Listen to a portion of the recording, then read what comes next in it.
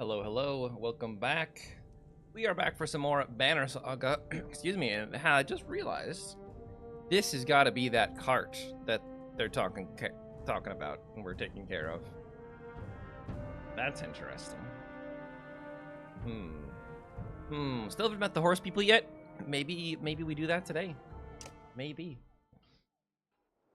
All right, so we were in camp. We had some people to talk to. We also, I believe, need to rest because we have some very injured people. We have one injured person. Attack on. Let's talk to people. Your brother left us. The blonde axeman, one of two twins from a small village near Skogar, is chopping into a fallen tree for no apparent reason. His swings look dangerous. Hogan, everything okay? He glares at you. You look like you wish that piece of wood was me. I'm just wondering if I should have left with the ravens. Why is that? I've been following your lead for a long time now, and for what? My brother's gone, my wife and children are frightened of everything around them, including me. I tell them this constant fighting is only for a time, but it's changing me. I see it in their eyes, in my own reflection. I thought I was doing it to protect them, but if they think I'm a monster, what's the point? What do you want to do? I'm torn. I think it's good for me to be out there fighting. Makes me feel alive, like I'm doing something, but I know why my wife worries. Her father was consumed with raiding, felt useless when he wasn't fighting. He died soon after she was born. Depths. You make big decisions every day. Just make this one for me, will you? You know what? Sure, go to your family. It's fine. He sighs with relief and nods. I'll still be around, but I'll be busy playing with my kids. You're a good man, Rook. I mean, if you're not into it, can't force you to do anything, right? 21.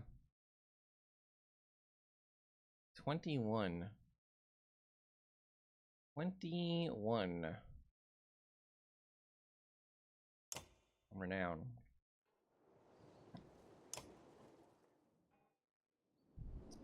The prince is acting even more standoffish than usual. You and Ivor have caught him staring ahead and twisting the ring on his finger over and over. Yrsa quietly stands nearby. Glad to be heading home? Ludin turns to the two of you and offers a polite smile. Even after that chasm, would it surprise you if I said no? I thought you hated being so far from Arborang. Life on the trail hasn't won me over, but it's not all bad. It's even possible that I've learned a few things about leading people while out here. You and Ivor and Yrsa are stunned to hear the prince talk this way.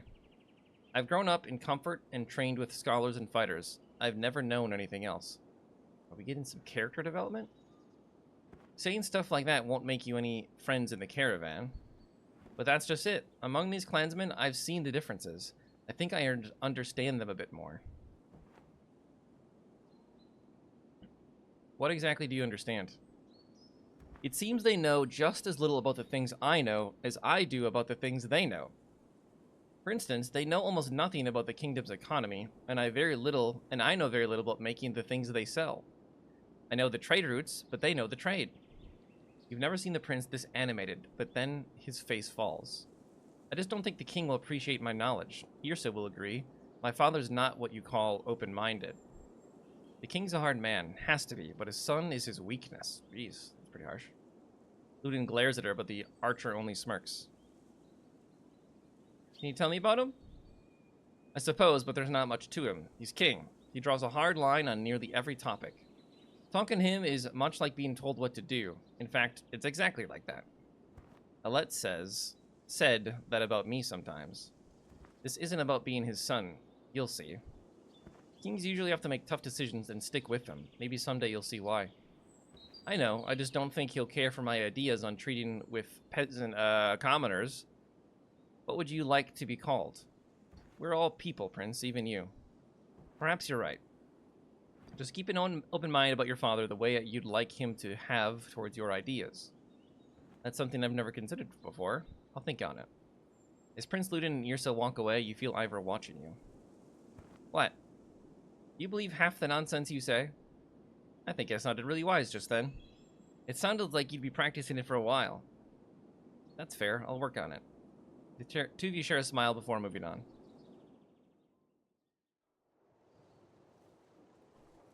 We don't need to rest. We got one guy injured now. We got great morale. I think we'll be fine. I think we're ready to leave. Just take a look. We're on the south side of the river. We just passed the boglands, or some of the boglands, I guess. Are we getting back on the road? Or are we going to Grundar? I don't think we're getting back on any boats, that's for sure.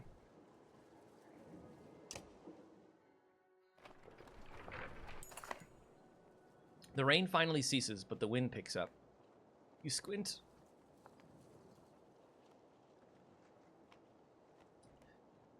You squint into the gusts and have a clear view of the vast plains ahead. There doesn't seem to be much out there, Ivor says. His tone conveys wonder and concern in equal measure. Going to Grundar.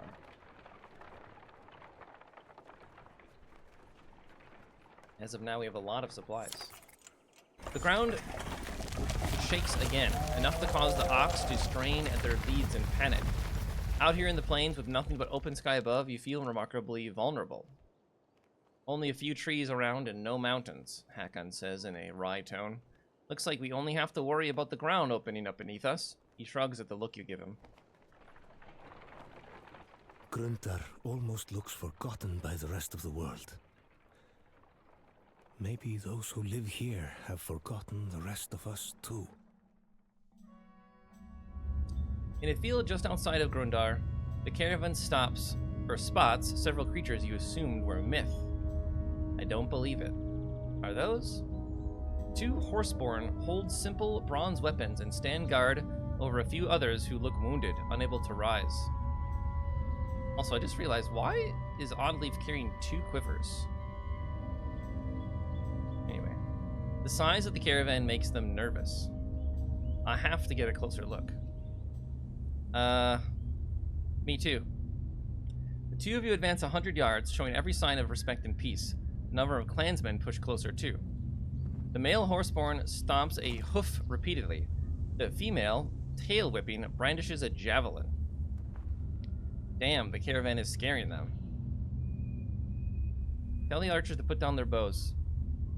Oddly looks irritated at having to leave the horseborn, but she does what you say. You slowly advance and point. I'm Rook. What's wrong with your friends? The two standing horseborn exchange a look, the female snorting and shaking her mane. You help? His voice sounds strained and his mouth moves uncomfortably around the foreign words. Yes, help. You wave to Avend, who approaches slowly but confidently. The female looks agitated and speaks in a long stream of consonants. The male responds to her, then turns to you. Help, Roek and others. I'll try. This is certainly a first. The standing horseborn step aside, allowing Avend to approach the wounded fighters. With Avend and Juno tending to the wounded... Oh yeah, well, that was my other thing I forgot to mention at the beginning. Well, we said, well, Juno's alive. We know this now because she's just been mentioned. But what if she actually was dead? What if she, like, came back to life? You know, we left her for dead. But what if she actually died? Or what if she's been dead for a very long time already? Anyway. With Avend and Juno tending to the wounded, Roek and other horsemen... To the wounded Roek. Okay, that's the name. Okay. The caravan settles down outside the scant town of Grundar. It appears the town is enjoying a small festival. Quite a few clansmen go over the hill to enjoy the sights and sounds, but soon return looking disappointed.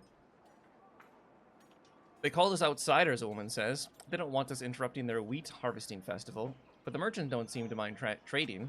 The clansmen soon shrug it off and take renewed interest in the horseborn, some in awe, others in disgust. Disgust?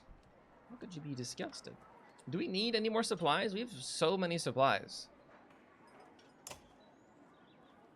One renown gets 3 supplies. It's really not a lot. Let's talk to you. Z. He's crying back there. Thank. You glance at Ubin, who snorts and smiles. Scathax thanking you for helping his friend. Wait, do you speak there? Deirdre's the other one, but she's not in a talking with Varl and humans mood. You're welcome. I'd like you to meet Hakon. Scathoc's tail swats his flanks and he bows his head towards Hakon. Varl, Mans, same herd? No, but we're no longer enemies. I haven't seen Horseborn in centuries. Last they knew, humans and Varl were at each other's throats. How do you know our language? Scathok just stares at you. You talk like us. Where did you learn? Heard little trade with Mans in Mud. Oh yeah, those jerks. I think he means our bog friends, the Craigsmen. What happened? Well, yeah, what brings you so far north? Getha looks confused by the question, so Ubin shows him the map, pointing to Dalaland and Grundar. Food. Our plains break. Ekin snorts. Might be justice. Didn't they kill all the horses, Scrivener? Yes, and his ancestors did, yes. But blaming folks for things that happened hundreds of years ago before they were alive? That's wisdom right there. You may as well accuse these humans around us of starting the Great Wars. What happened to Roek? Roek, brave fighter, protect food, hit many times. Who was attacking? He says many things in his other language. Trige Khanfe. His eyes go wide and he stomps the ground before pointing west. You look at Ubin. I don't have a clue, but clearly not a friend. Was it the people here in Grundar? Scathik looks where Hakon is pointing. He shakes his head and points west again. The Varl king eyes Scathik suspiciously.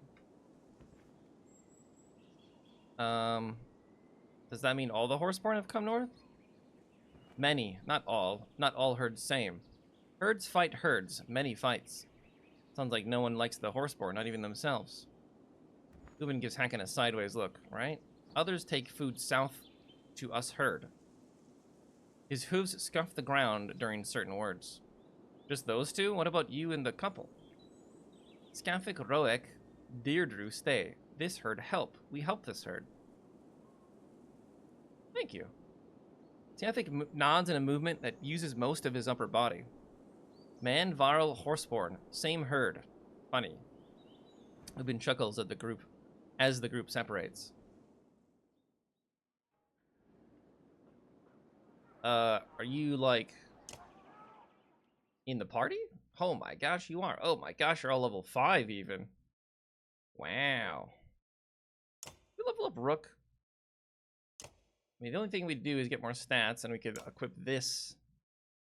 -3 armor, though, is pretty disgusting. But I don't understand this. Protects from death, strength greater than 1. So does that mean if someone hits you with more than 1 strength, you can't die? 35% dodge to strength. I mean, that's insane. Isn't that insane? I mean, we'd be way better on, like, a tank, but, you know. Alright, what do you guys do? Horseborn? Whatever that is. Got 10 kills. Nice. Nipples and attack from behind.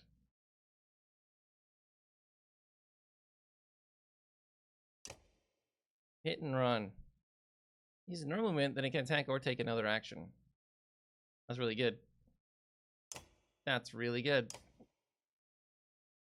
Horseborn, same class. Teulu? Tulu? Mule kick. Okay. Okay, it's like the same thing as the other abilities, but horseborn. Poisoned tip cantrip.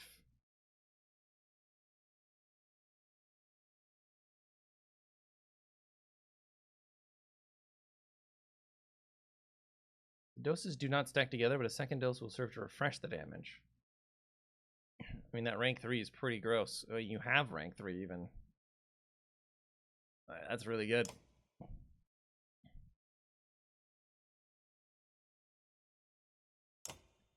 That's really good.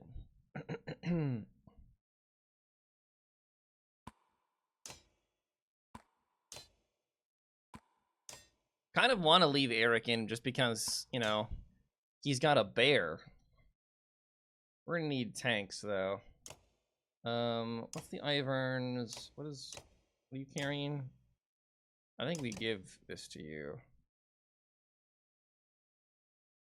Level you up to 7 and give you this item.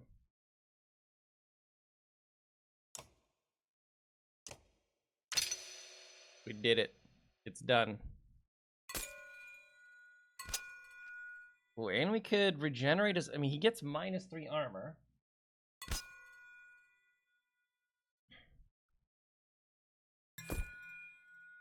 We could give him resistance to strength damage. Wouldn't that be nuts? You could level up again. So if we give you this, so you get -3 armor, which is still a lot of armor. You get 35 dodge chance against strength, but also a 20% chance to resist strength damage. I mean, that seems crazy good, no? That seems really, really good.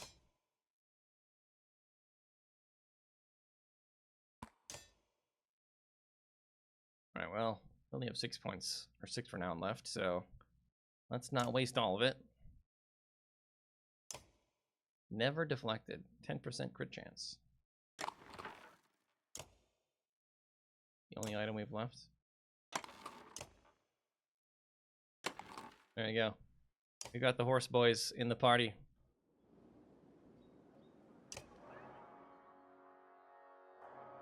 And you're still injured, but that's fine. Okay. I think we're done here, yeah? I think we're done here. Now that Roex had a chance to heal, 2 of the Horseborn are heading south to deliver some supplies to their people. What crazy ideas in your head, Scrivener. With the world falling apart around us, there may not be another chance to trek down south. Why? Listen to yourself, the world is breaking. I don't expect the human, because he's, you know, it's old age. I don't expect a human to understand, but a Varl as old as me has more important goals than just staying alive. What about that competition you Varl have for those who live the longest? I've always understood the rules to mean you're actually doing something, not holing up somewhere safe. Besides, my guess is Snorri didn't make it out of Grofheim when the Sunder attacked. I might already be the winner. Doesn't sound like I can change your mind. There's not a rock in the land as hard-headed as me, so don't waste your breath. And be safe, Ubin, and join us again if you can. You know where we're going. Didn't we start the game with Ubin? Don't worry about me. Just make sure you're alive to see this thing through to Arborang. Farewell. Scrivener says a few more goodbyes before departing with the horseman. Horseborn.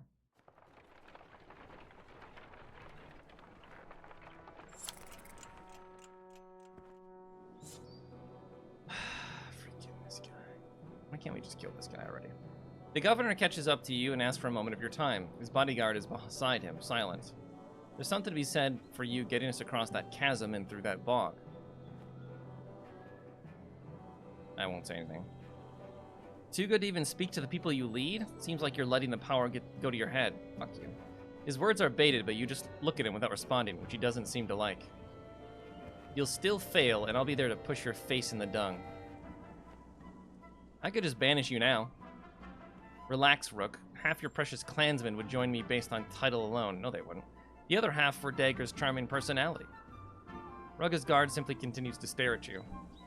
Then I'd have to make them into the armory they need to be to survive in Arborang. He stifles a yawn. Tell you what, if you can get us through this absolute wasteland, I might actually be impressed. Oh, and try not to pick up any more strays on the way, okay? Rugga sneers in the direction of the horseborn before walking away. I want to kill this man. So bad. Alright, where are we going, though? Are we on the west side of the river? No, we're like following... I mean, I don't understand. We're kind of going south, too. Are we going to... Fiskivik?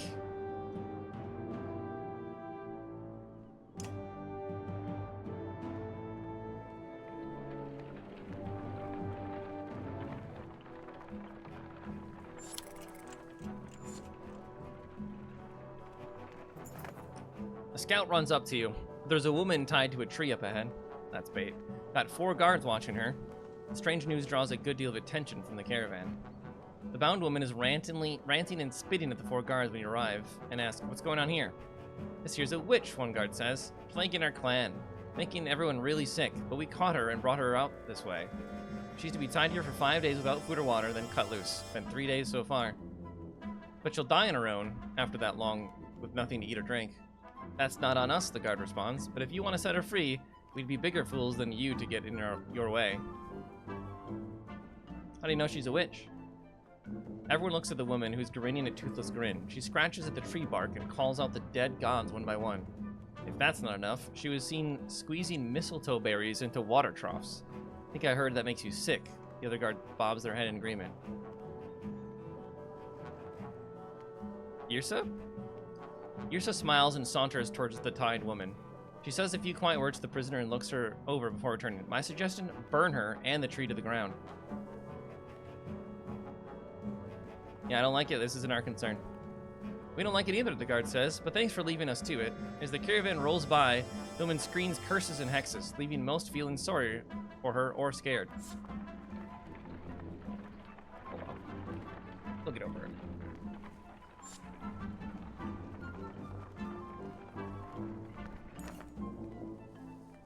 Ahead, the caravan comes to an immediate halt. That's the second effing shoe this bloody beast has thrown in a day. The ox tender curses. "It will take some time to seed the ox, so you call for camp." While most of the clansmen sleep or lose themselves in drink, Juno requests a moment to speak with you alone. You are holding things together remarkably well." "You sound surprised." "When I first looked in your mind at Borsgard, I knew you would do anything to return to Alette. Her death, some of the greatest people in our history have gone mad at the loss of loved ones." You say nothing but continue to look at the Volca. "You're not insane, Rook. You're experiencing tremendous grief and still managing to lead this caravan. That is something to be proud of." Juno patiently awaits your reply. "What is your part in all this?" The Volca grows silent, looking down for a long moment before answering. "My role has many names. Instigator, Catalyst, Mistake. But you and I are both fledglings in what is required of us, what we must do." You didn't actually answer me. "Because I honestly don't know how. Only the future will tell if my role is villain or hero." "Oh."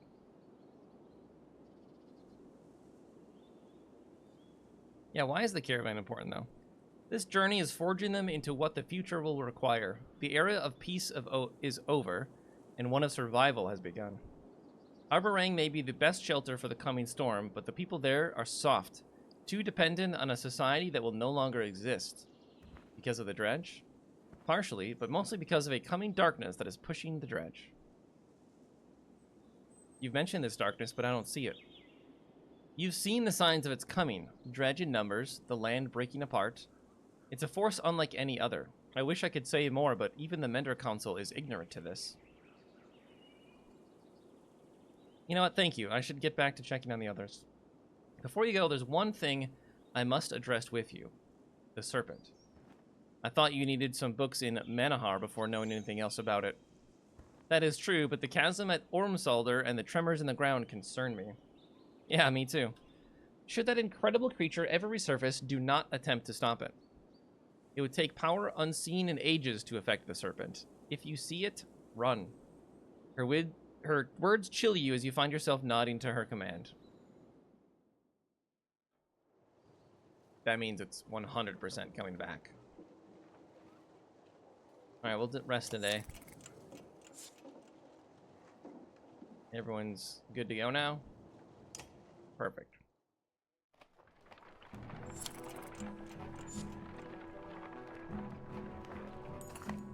A group of 24 humans, thin and dirty, step off the rough path to let the caravan pass. "Please," a young girl says, "anything to eat?" Her mother, eyes averted, pulls the girl by the arm to silence her. "Why are you all here? Yeah, what are you doing here?" "Homes were burned. Cowards didn't even show a banner. Now we're just trying to get somewhere safe to start over."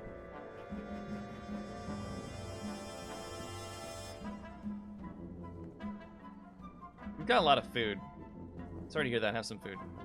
A few adults seem shocked and hold their hands up in appreciation. Tears in their eyes as you hand over some food and a few furs. The young girl smiles, and regardless of what it costs, you feel you've done the right thing.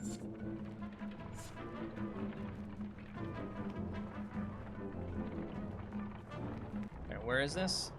Lundar. There was Grundar and now Lundar.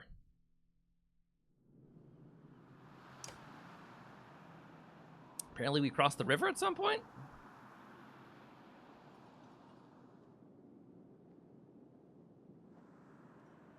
Ettingbecker.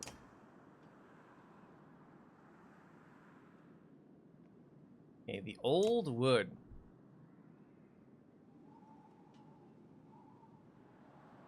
So are we heading here and then going back onto the road? Or what's the game plan here? Can it fill the player in? You notice the archer Nid because she's standing perfectly still, looking out into the distance. Let me guess, you see more grass? When she turns to you, she's not smiling. Dredge, she says quietly. In front of us? How's that possible, you ask, knowing better than to doubt her sight? I thought we lost them at the chasm. You can make out a dust cloud on the horizon, which means they can make out the one produced by the caravan.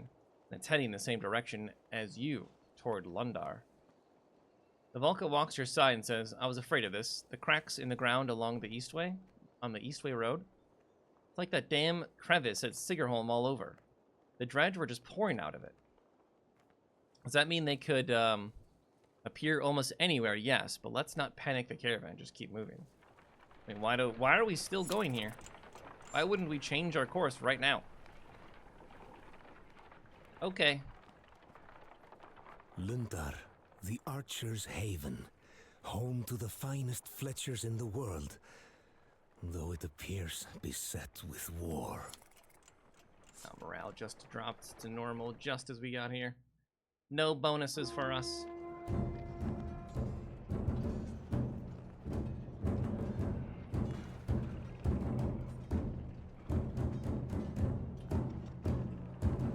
Is Horseborn here? Horseborn attacking, I mean, just for supplies, right? If I had to guess. We have some Horseborn with us.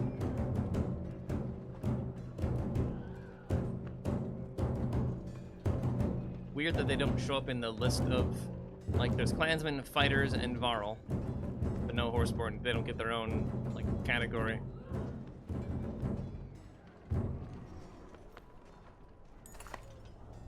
Sal's sweat.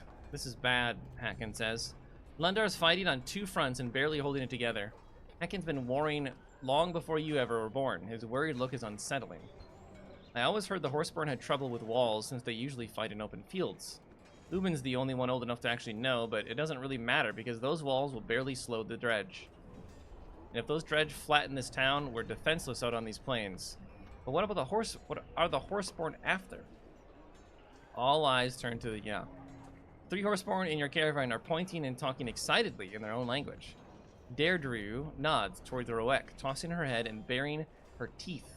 You're surprised by the look of savage fury on their faces as the couple takes off without warning, charging the attacking Horseborn. While Skathok remains behind, he clearly wants to join them, but he awaits her decision. They could die on their own, Oddleaf shouts, not hesitating to follow them. Okay. She's lost her mind over those new members of the clan. Might lose her life for it too. We could fight Dredge or Horseborn, or split up and fight both if you're feeling suicidal. We're splitting up, my Varl are hitting the Dredge. We're good at that. Ingvar can do what he wants. He always has. Oh my god, this is so bad.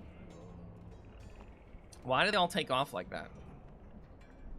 He bites his lip and flips his mane left and right. Return? Fight? He's either nervous and hiding something or cannot find the right words. We don't have time to figure out his stomps and tail whipping. I mean, splitting up seems terrible. Let's do that. We're dividing our forces. Are you really that foolish? I've made my decision. The Varl follow Hacken through a breach in the town's walls, while the rest of your fighters and clansmen follow you into the fields. There are more of them than trained fighters with you, but smart tactic could still win this fight. Many of your clansmen will die unless you're victorious. Oddleaf is hemmed in near 2 Horseborn you assume are Roek and Dirdu, but the kicked up dust cloud blurs your sight. We can drive a wedge straight for her, but those horseborn are fast. If they flank us, we'll take heavy losses.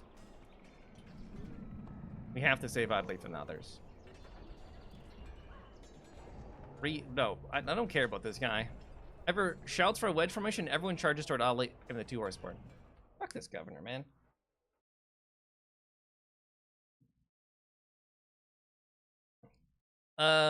Is this the crew we want? I think this is the crew we want. Let's do it. Let's do it.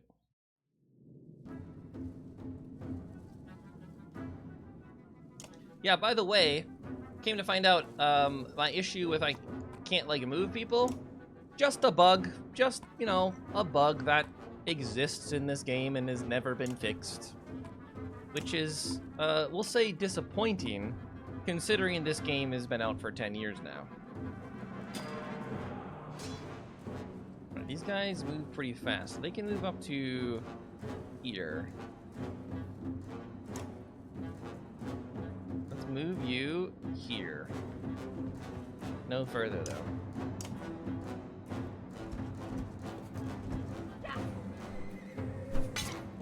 Okay. Well, you can go pretty far, eh?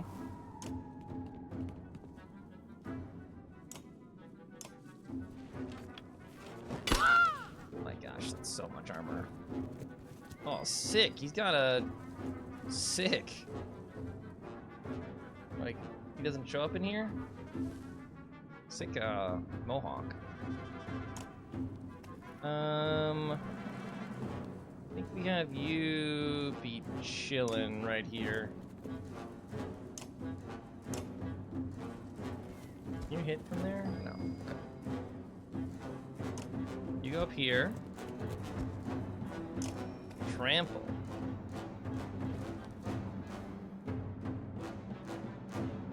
That could be really bad.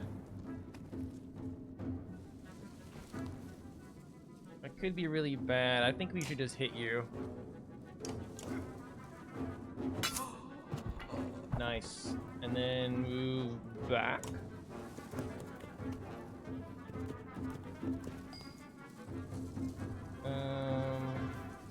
Move here.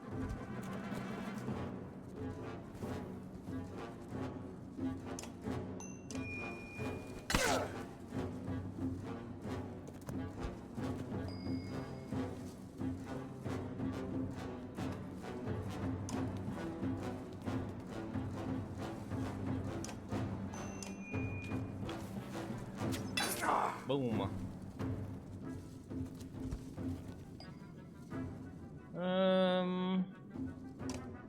We slowly move you up.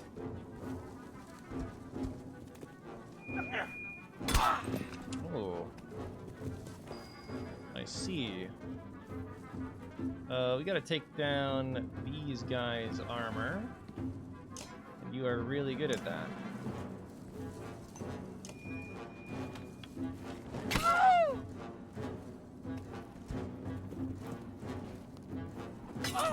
Ow.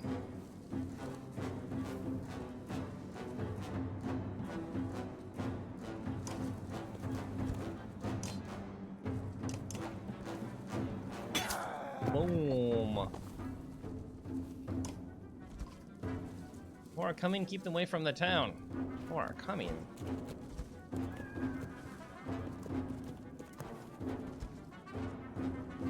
Well, we had things under control for a moment.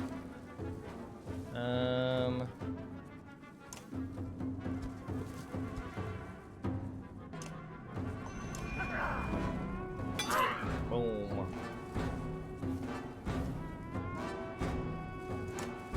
There.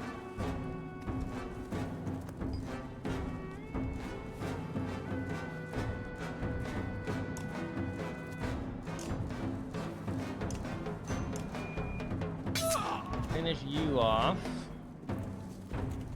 You are in a very vulnerable position. Oh, I could have blew the horn. Ah, shit.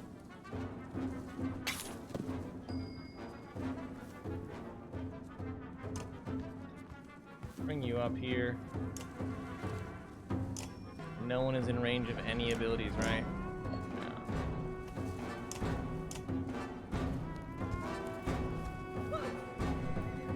No. Yeah, that's not great for you.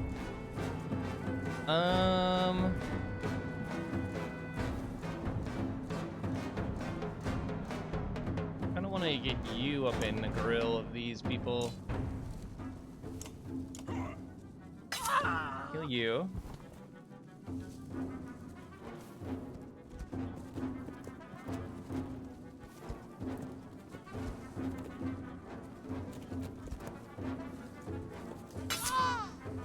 Ripperonis.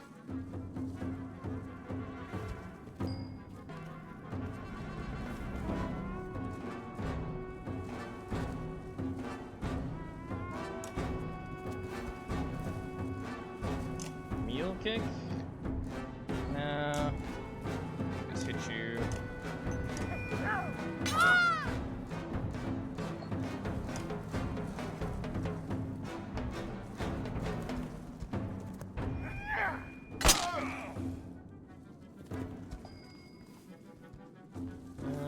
Let's see here.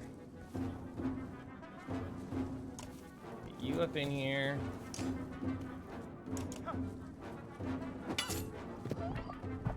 Teulu Renown. What that means.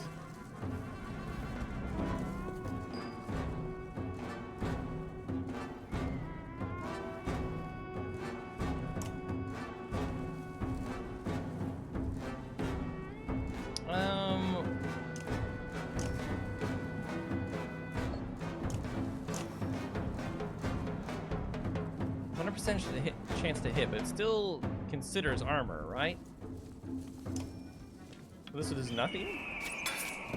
Yeah, that was useless. Well, now we know.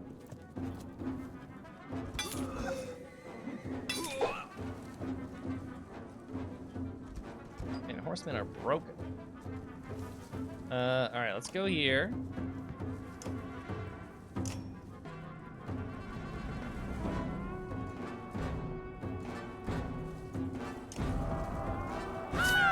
Boom, huge damage.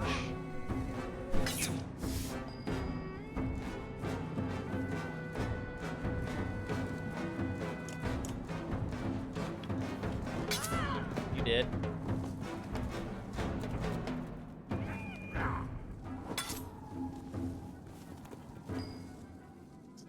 You don't get an opportunity attack.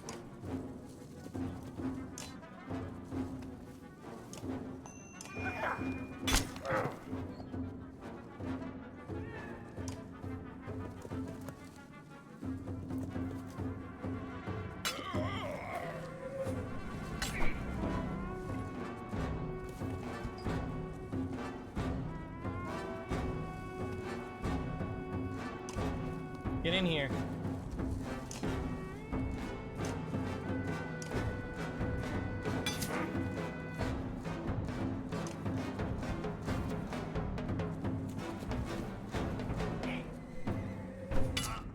Ow.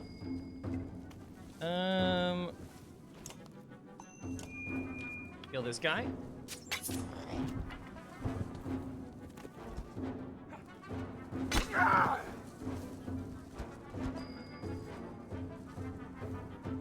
Have 11 strength.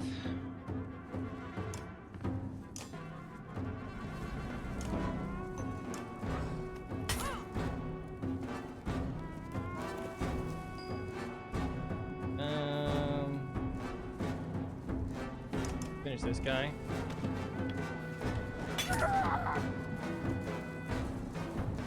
Let's finish this. Okay. I thought people would stop coming, though, was the thing.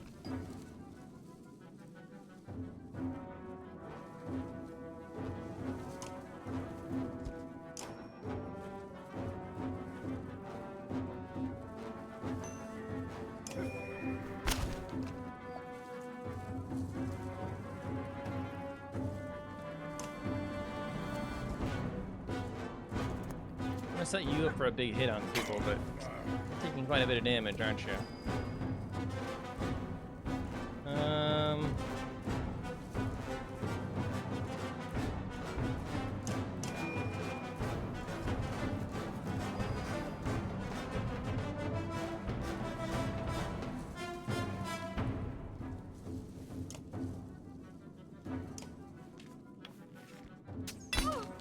those. Alright, I need you to go here. And then do another one of these.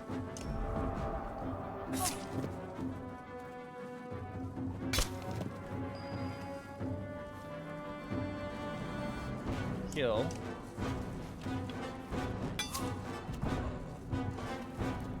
Rook's doing a lot of work. Man, this guy's so much strength.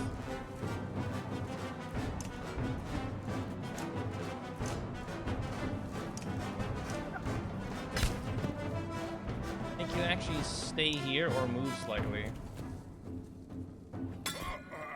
Robust.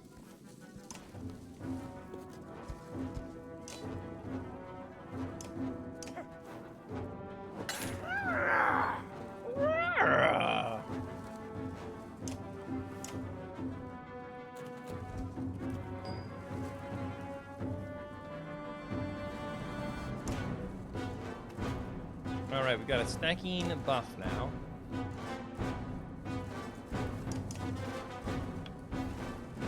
We haven't moved.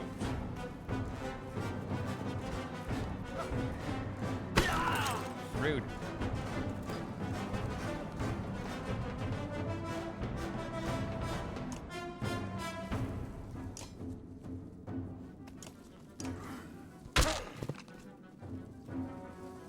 Take his armor down. You're down. Stunned. We've lost 2 horsies so far.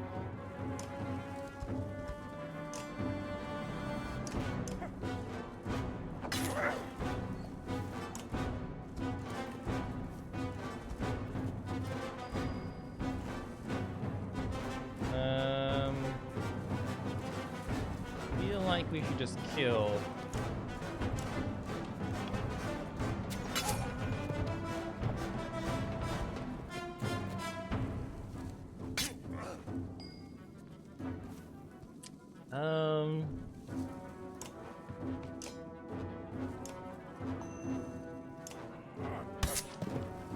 What else?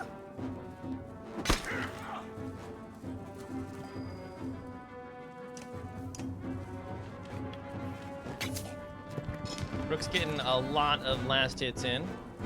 Love to see it. We are robust.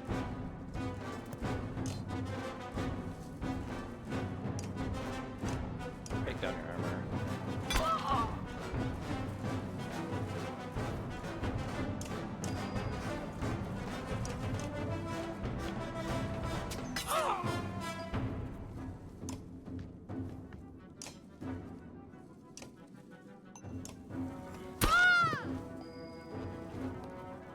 Alright, we go here. In style.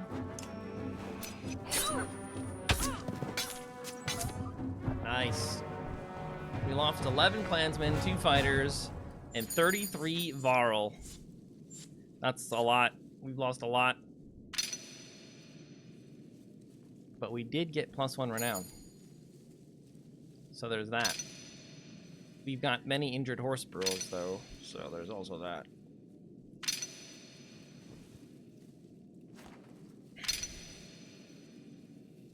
This is so weird. Like, what order is this in? Doesn't make any sense. Ooh, that's a lot of renown. And now we still have to fight. Still have to fight the dredge, eh? Just as quick as they try to flank you, the remaining horseborn scatter. Oddleaf looks at you and smiles. You didn't have to come for us, but I'm glad you did. Brooke and Deirdre look excited, but you could be misreading them.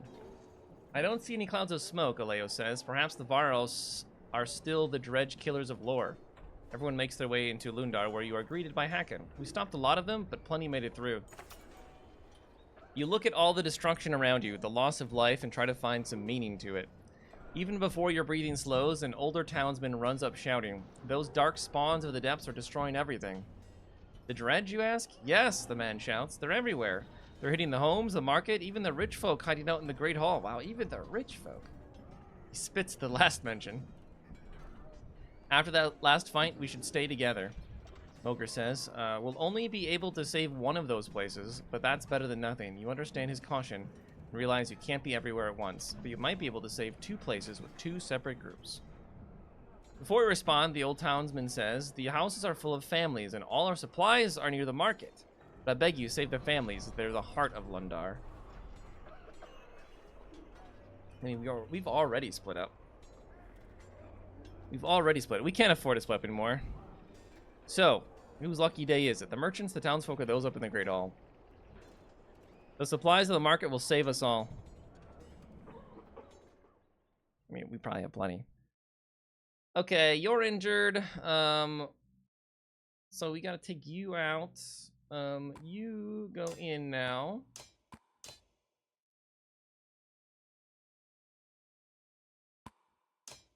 You go in.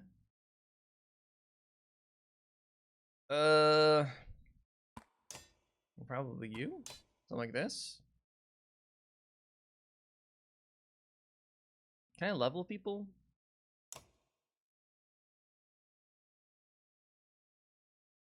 There's like no benefit to being level 7, right? So we get you to 6 though.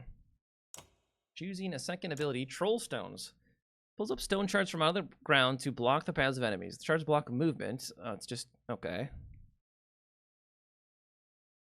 That's kind of dumb. That's pretty pointless.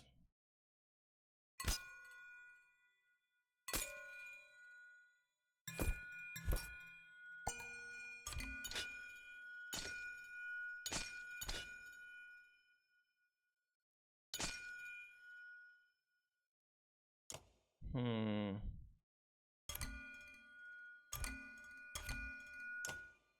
One point into here. And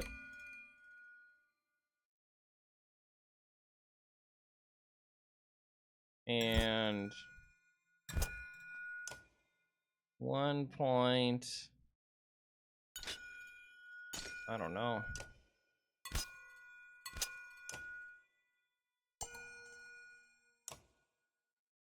Why can't I do this? I can't put another point into here.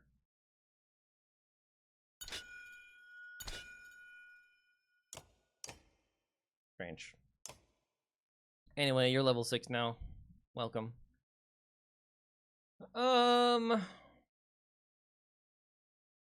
Okay, we're ready for battle.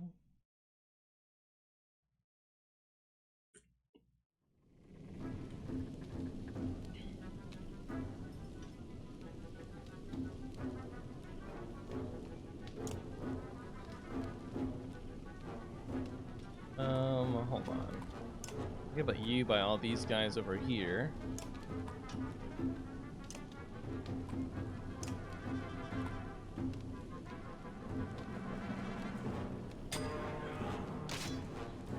Okay. Put you in here. You've got 18 shields.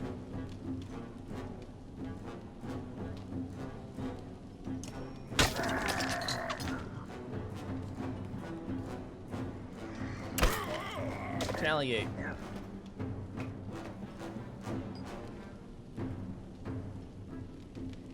You here? I got 15. He's got so much armor. 1 break, 3 break. I mean, we could just do one of those. Ow! Rude.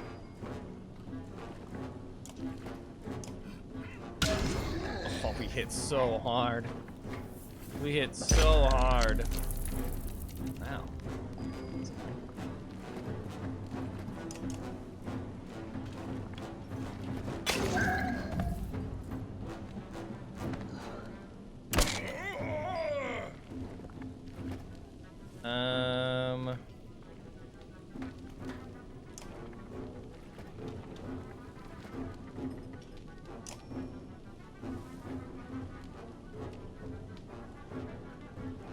Half of my willpower is a lot.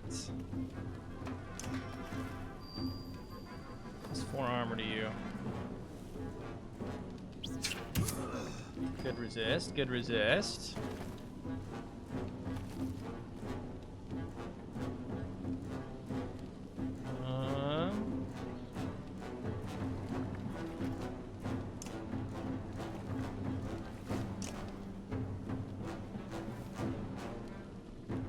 I don't know what to do.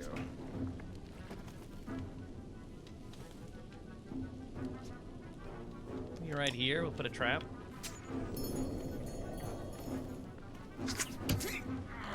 Good resists.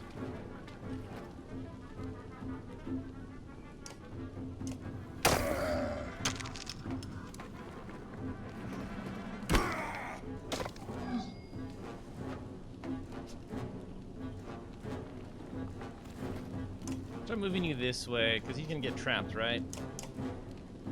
Unless he moves this way. It's like a 50-50.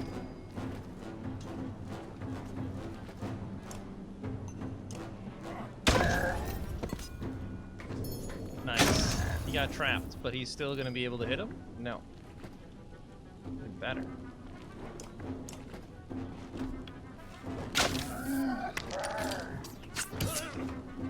These resists, though.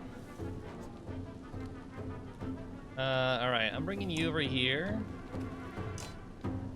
We gotta take down this guy's armor. There's too much armor.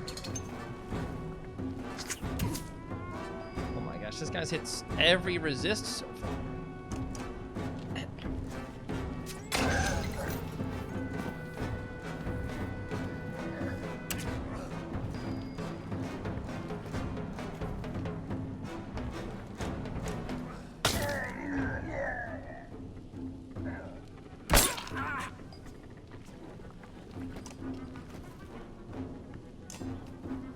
Kill that guy.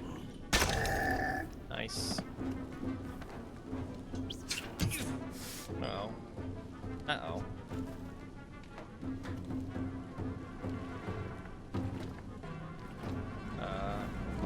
What? That was weird.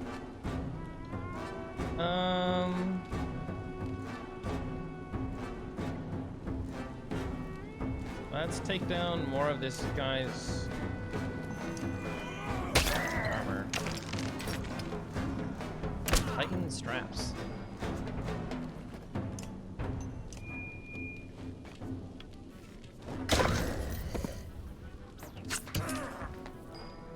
Ow.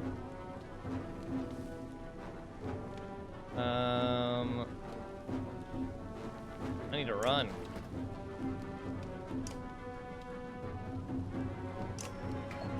Can't do it yourself, really.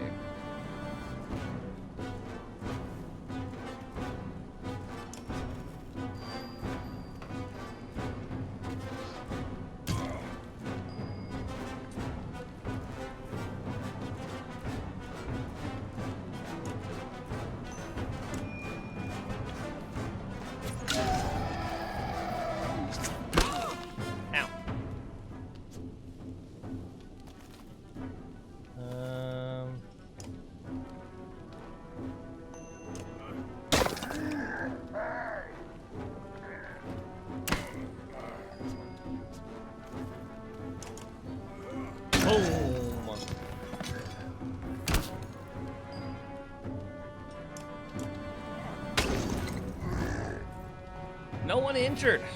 Biggest surprise of them all.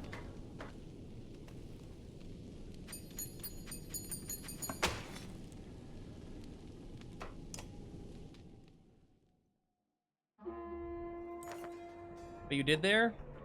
The old man says, but his voice cracks. He sniffs and regains his composure. I wish you'd have saved people instead of food, but who knows? Maybe you saved more by keeping the rest of us fed. The old man sighs. So many families lost, and most of our fighters too. Guess I'm not really thanking you properly, but you'll find the merchants willing to help you. Roek, Deirdriu, and Skothic suddenly catch the man's attention, and he sneers. Do these three belong to you? I reckon the people around here would pay good coin to see them gutted. Oddleaf looks flushed. Belong to no. And no one is gutting anyone. They just helped save your town. Well, my dog bit one of the attackers too, but I don't let it in my shop. Keep those pets on short leases. It's all you can do to keep Audley from arguing with the man. She storms off, muttering things best not repeated. Ivor and Hack can find you. You both look as tired as you feel. Not sure how so many of us made it through that. Never expected to see horseborn in my life, let alone fight them. And the dredge seemed desperate. Fighting like us, you mean? Like they've got nothing left to lose. I wasn't worried. With the great Ingvir at our side, how could we fail? Ivor looks at you and grumbles. The name was a lifetime ago for Ivor. Let it go. A human lifetime or two, but don't forget how long Weavara live. Longer than we know what to do with in most cases. You look at Ivor, wondering what is going on in his head. Damn, Ingvar, if you're always like this, I'm glad you left the Varl towns when you did. As for me, I believe it's time for a drink and a rest. Juno walks up to your group unexpectedly. I agree. Unfortunately, all this fighting took a serious toll on the caravan. Lundar, or what's left of it, is defensible and will allow everyone some greatly needed rest. I won't argue with the Volca on that front. Now, I'm in no hurry to enter the Old Wood. I've heard strange things about that place. I'm sure it'll be fine. You watch the Volca as everyone moves on. She looks less confident than you've ever seen her before. Chapter 11, where a foe may lurk.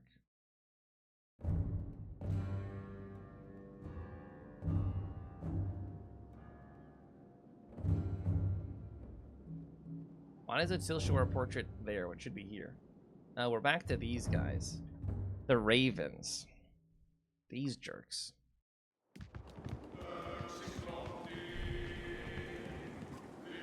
Straight to the effing depths of this unending snow, right? We're just in battle immediately. Sure are. Sure are in battle immediately.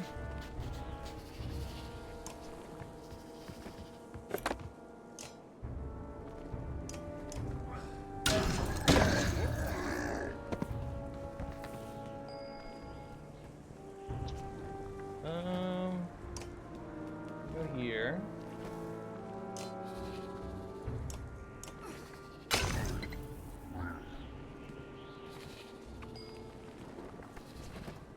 This is Ollie. Don't really remember Allie, if I'm being honest. Axe Storm? Yeah, okay. I see. I'm stupid.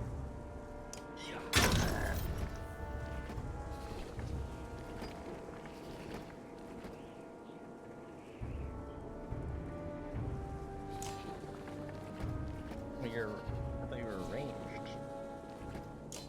You are not.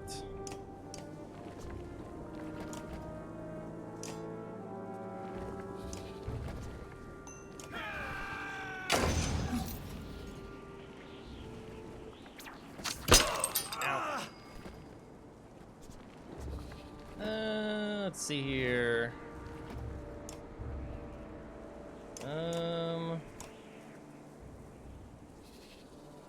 Go here. You can see these dogs before.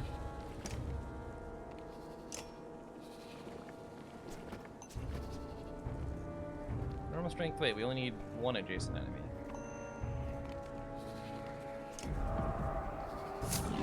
They did.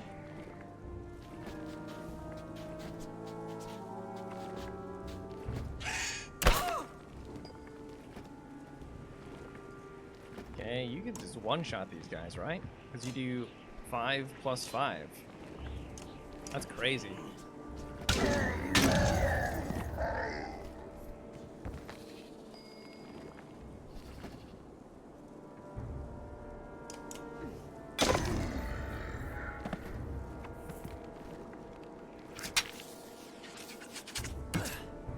Ow!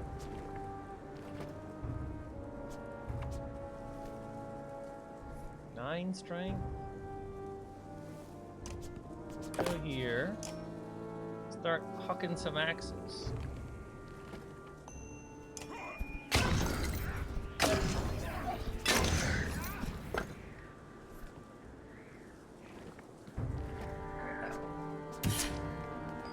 Okay. Not terrible. Yeah, Any mage is not good in my book. Or, bard, rather. I don't know what to do with you. Just run away.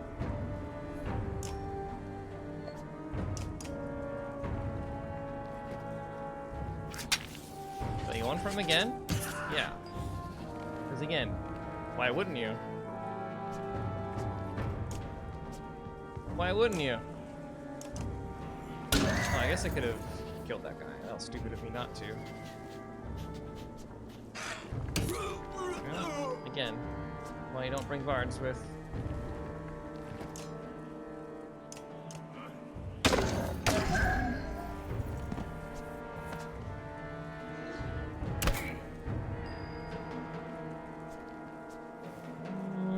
You got 12 strength.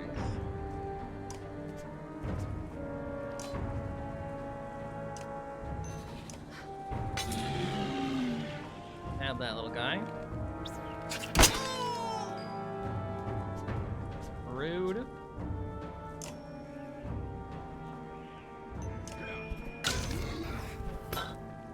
Really? 80% chance and then a 70% chance.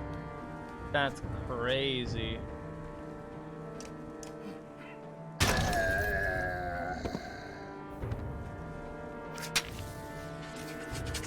Ow.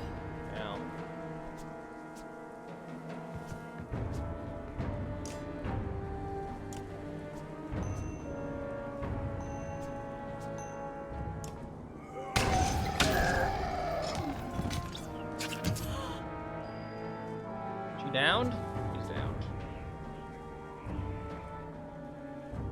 That's annoying.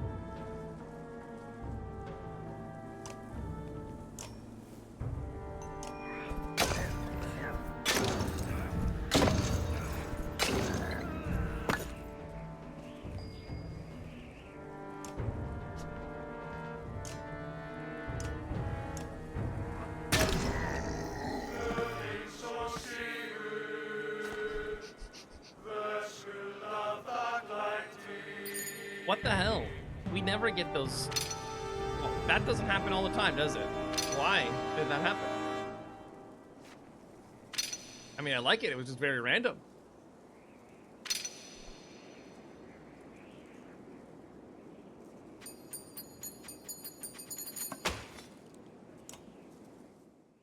Alright, does this crew have any supplies?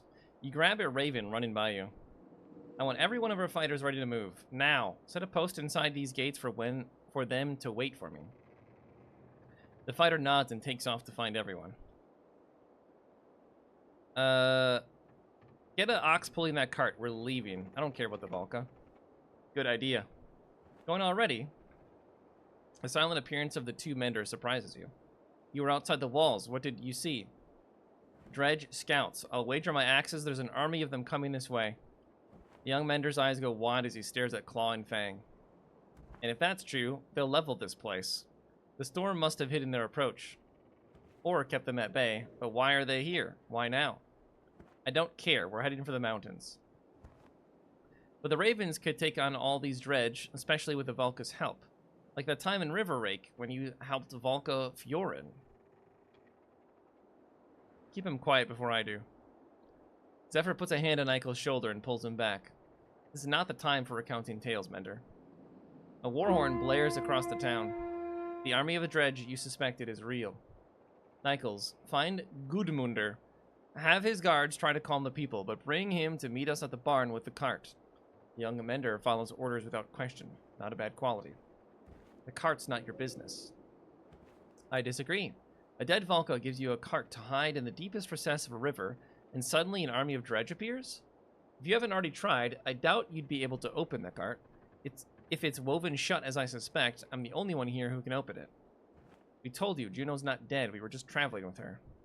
Then let me tell you something that compromises my position as Volca. The Juno who I knew, who the entire council knew, was put to death by us, the council. What? You killed one of your own? It's a very rare sentence, reserved only for the worst offenses. Altering people's minds, their thoughts, is one such offense. Volca gets quiet and looks at you.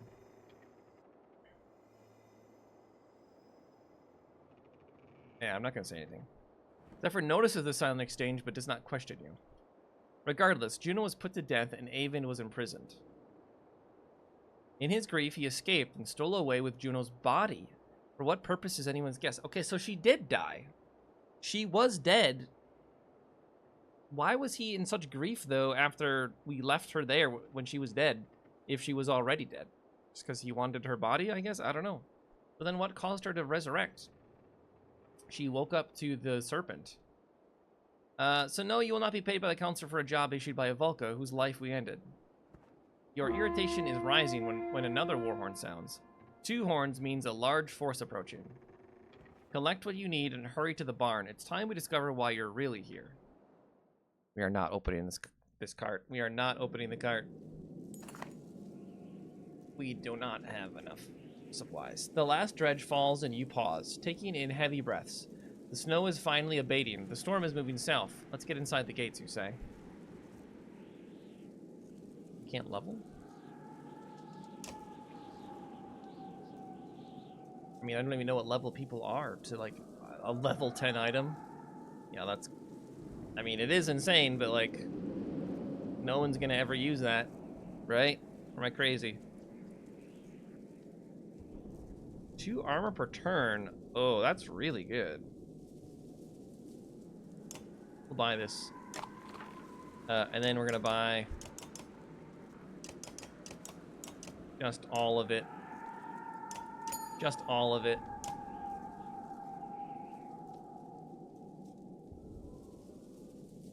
Alright, to the barn. The smell of hay and ox dung is heavy as you enter the stout wooden barn.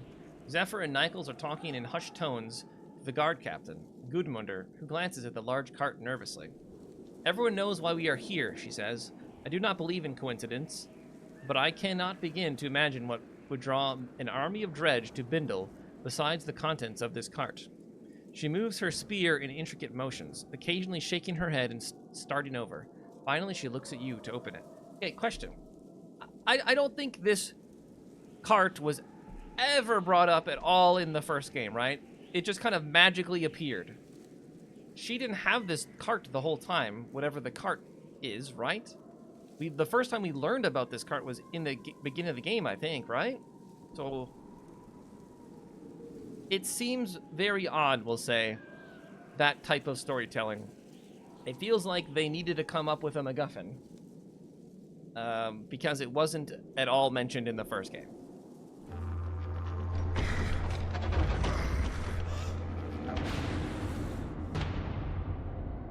Oh shit, now I know why the cart wasn't there.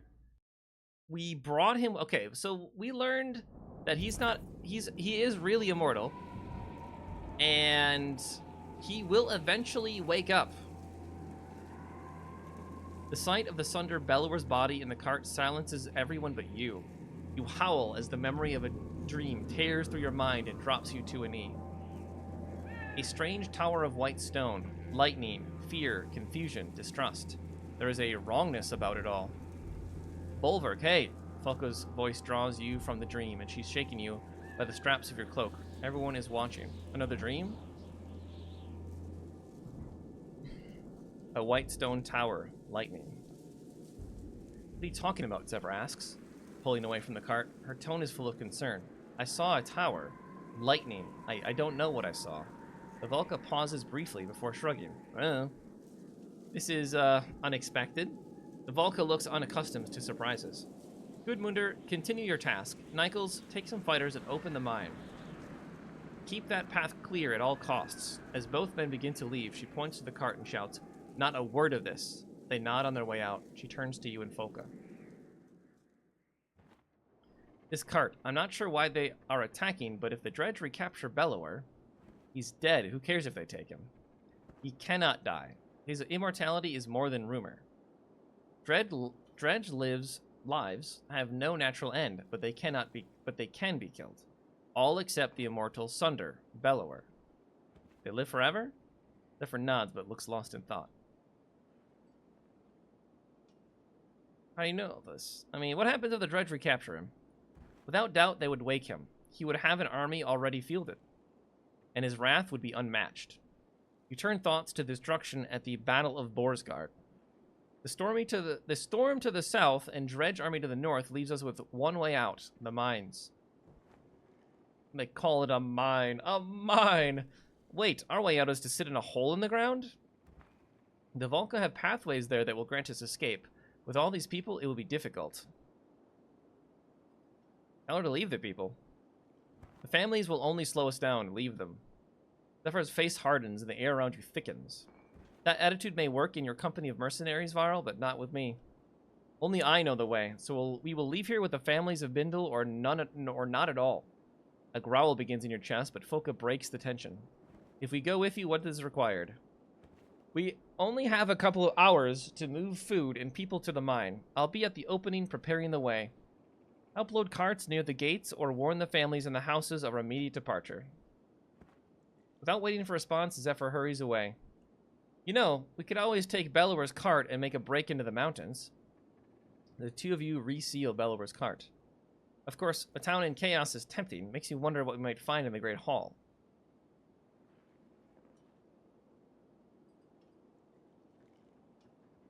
I'm not playing nursemaid to these people. Let's go. The Shield Maiden follows you to the Raven's Post without another word. When you arrive at the Raven's Post, you notice over half your fighters are missing. Where is everyone? Folka asks a guard. A few went with that young mender to the mines. A good number are outside the walls looking for a fight. A few more, well, they went looking around in town. Effing idiots. Wrong time for any of that. What do you want to do?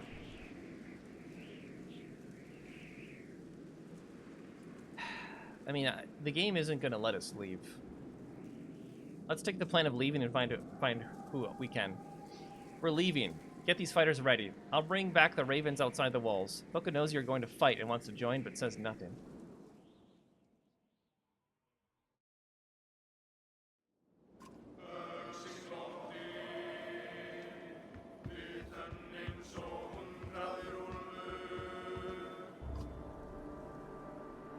Finish this mess and get back to the others. Just the three of us? That's it's going poorly.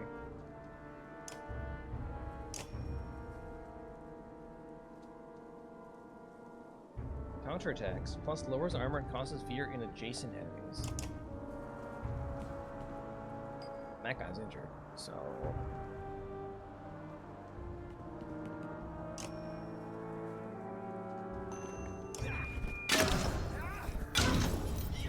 Three, so 2. 80, 70, 60. That's really bad. This guy's useless.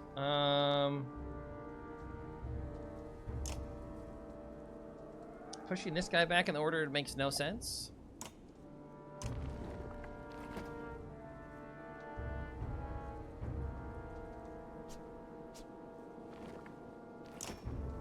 It's the only ability you have, though. You walk up, you're dead. Just go here. Shield wall it up.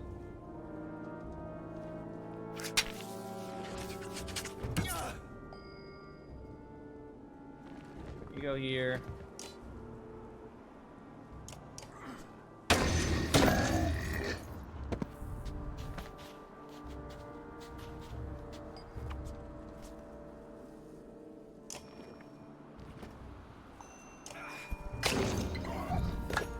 Really? 80 and then 70. That is insane.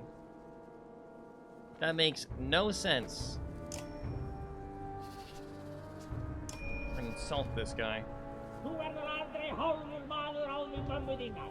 Got him. But he goes all the way to the back. That's crazy.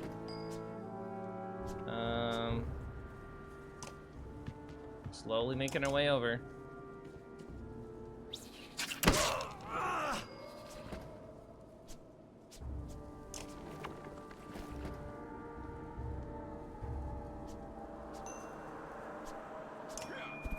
$80, $70.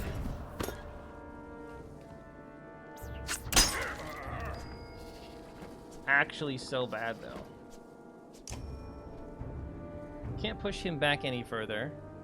It push you back, so if I move you... here. I can insult this guy.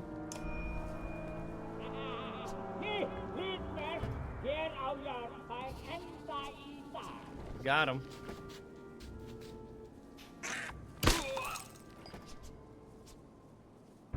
Alright, bring you up.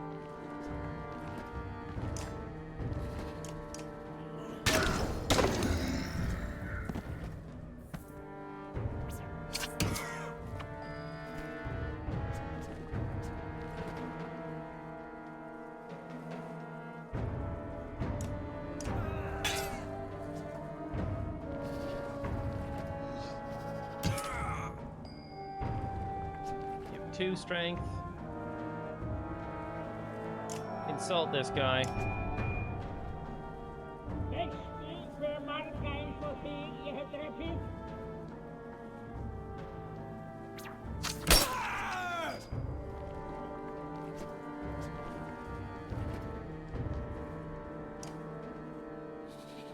Hold on.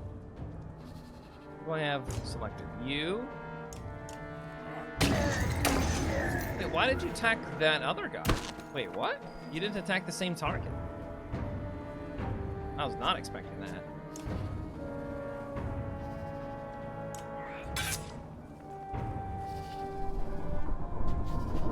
Okay, it's sneaking away. That's fine. You have 2 strength.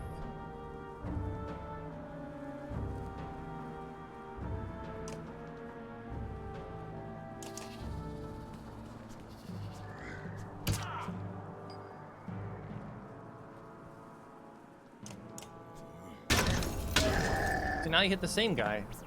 I don't know why.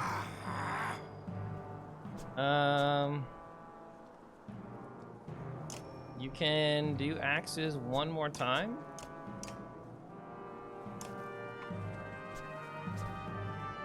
I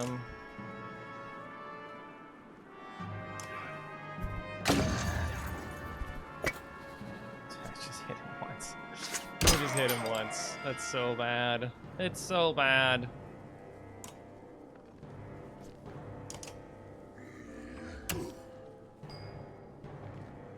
Okay, what is your ability? Call the weak. And a random adjacent target. So if I move here, I can call the weak on you. No, I can't. Oh. That was my strength.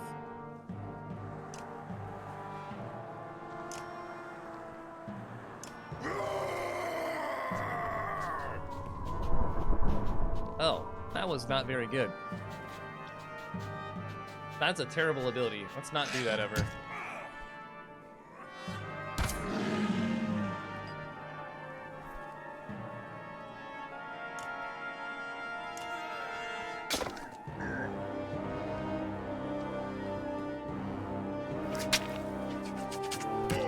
Oh my gosh, that was a lot of damage. We're dead now.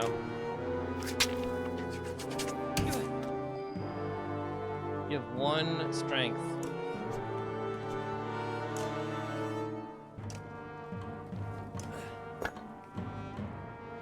Yeah, we lose.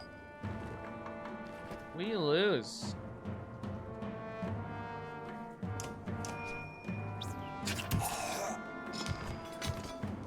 Huh.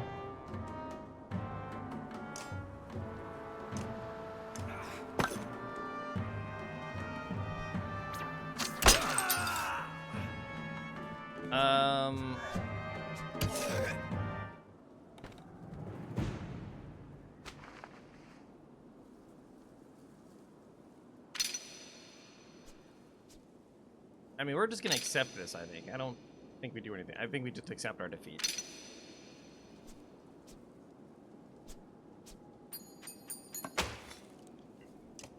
We accept our defeat. The remaining ravens swarm to where you have fallen. They fight fiercely, many falling while getting you back to your feet. Retreat, you shout, the word unfamiliar in your mouth. Once inside Bindle's walls, you find Gudmundur and his men with weapons drawn on a few bound and kneeling ravens. Poka looks furious but says nothing.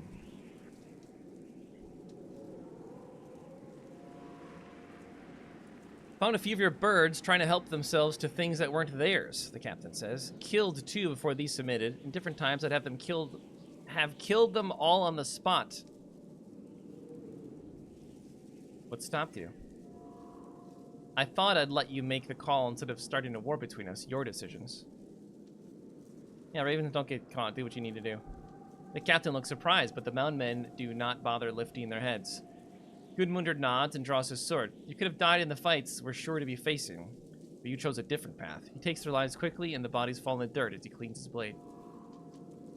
Zephyr is ready for us all to move out, Gunter adds. We didn't load enough supplies or sweep the city to make sure everyone is at the mine, but your help with the dredge outside bought us some time. Thank you. Yeah, that's what I was out there doing. The guards leave and Foka turns to you. No use trying to split now, as if reinforcing her words. Yeah, we weren't going to be allowed to anyone. Everyone to the mine. The game wasn't going to actually let us leave. 450 clansmen. That's a big yikes. The mine shaft is cramped, and more than once, your broken horns knock against the rough ceiling or timber. You follow Valka Zephyr at the head of the caravan. She's lighting one of the many bracketed torches along the way when shouts from the mouth of the mine reach you. Dredge! The gates in the town did nothing to halt their advance. Gudmundur and his men will slow them, but it may not be enough. They have orders to collapse the opening if they're overwhelmed. Will you keep them from being overwhelmed? Your captain can handle it or die trying. The Volca looks disgusted.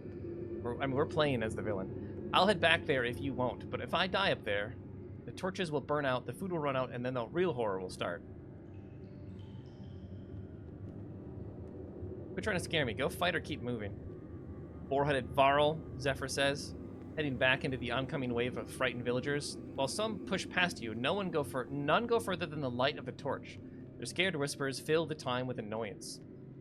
Eventually, a loud rumble echoes down the mine shafts, and your surroundings somehow grow darker. Everyone is silent. When Zephyr finally makes her way through the ground, her face is impassive. The mine is sealed. Gudmundur is dead. Yeah, good sacrifice. So we're in the mines? We're going through the hills.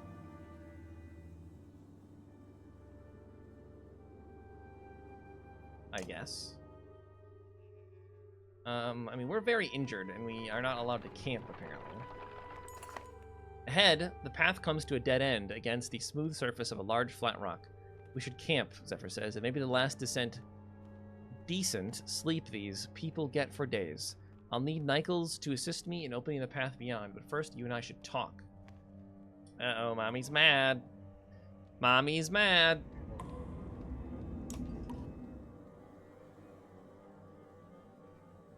We need 3 days of rest. That's a pretty big yikes. That's a pretty big yikes from me.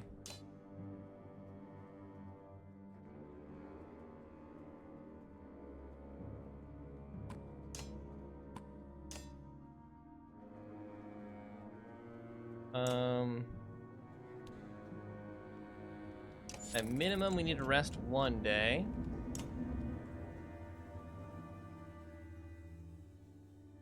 We may as well rest 2 days. I mean, do we need to? Yeah, we really need we need him to be at full strength. We have to rest the whole time. What?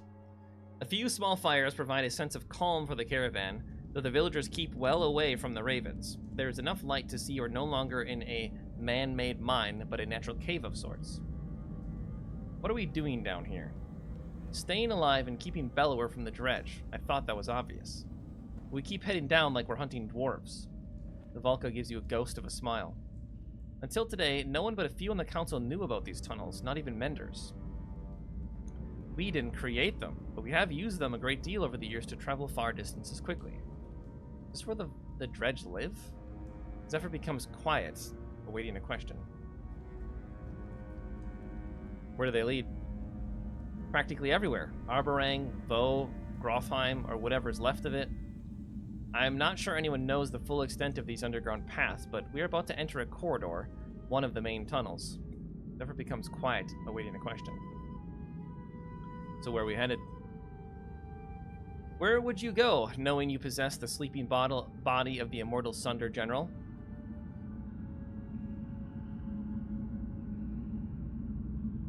Manahar? Dropping in the Blue River still sounds good.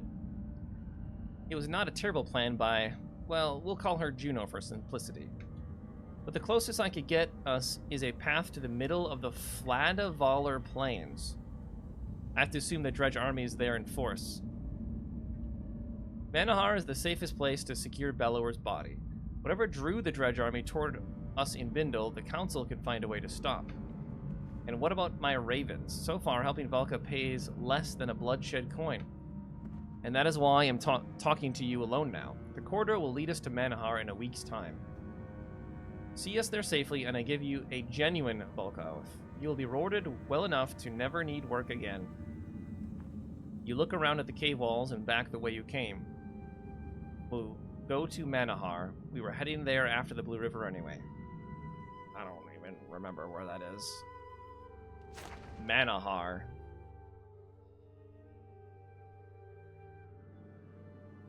Manahar. Where?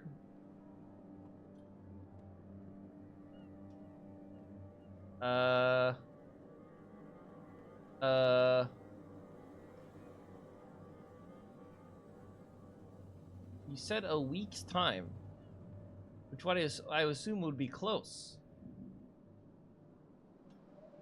But I don't know where that is. Actually, hold on. I have to be right back because I need to go take care of something. So give me a moment, and I'll be right back.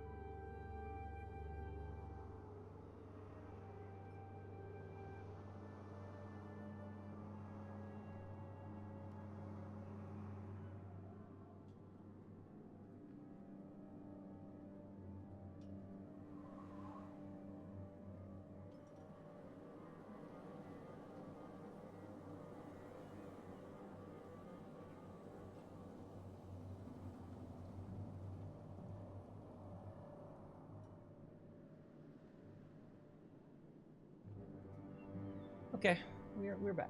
Sorry about that. Have a a storm is coming. Something was blowing in the wind. All right, all taken care of. I still don't know where this place is. Where is this place?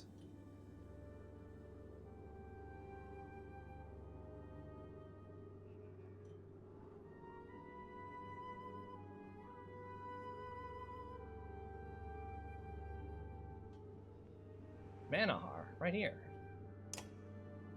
Home of the Menders. Was built near Arborang at the Great Expanse. Okay, so it's right by the capital. Huh, and that's only going to take you a week to get there underground. There's no way. There's no way that takes you only a week.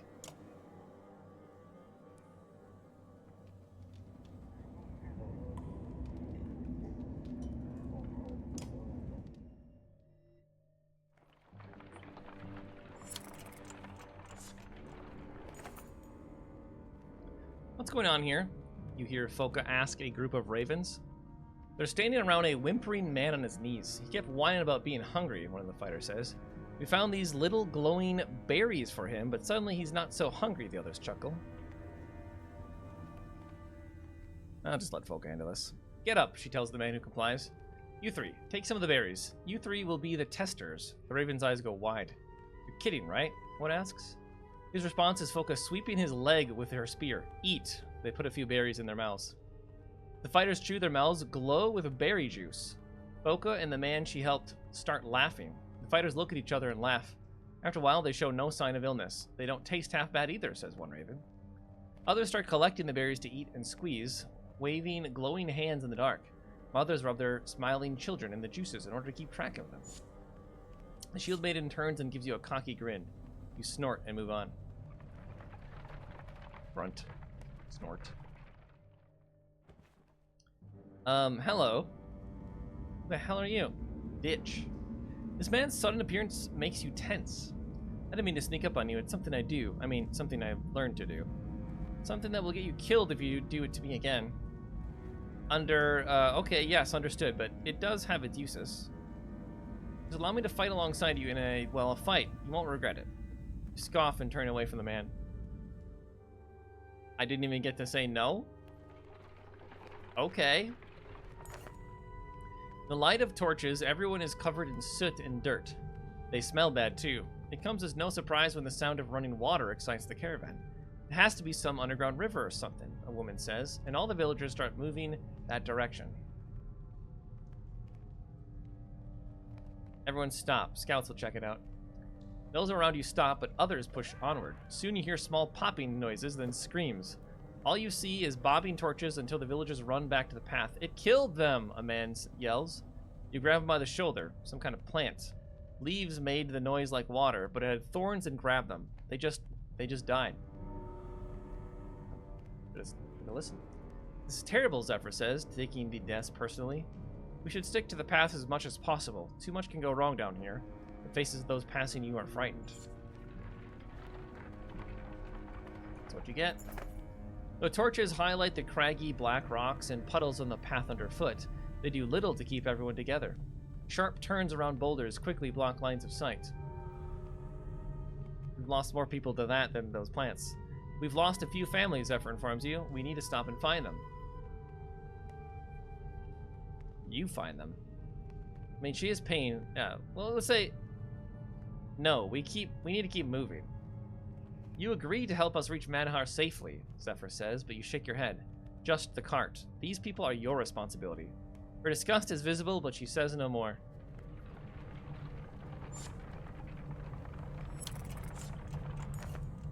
Water barrels are running low.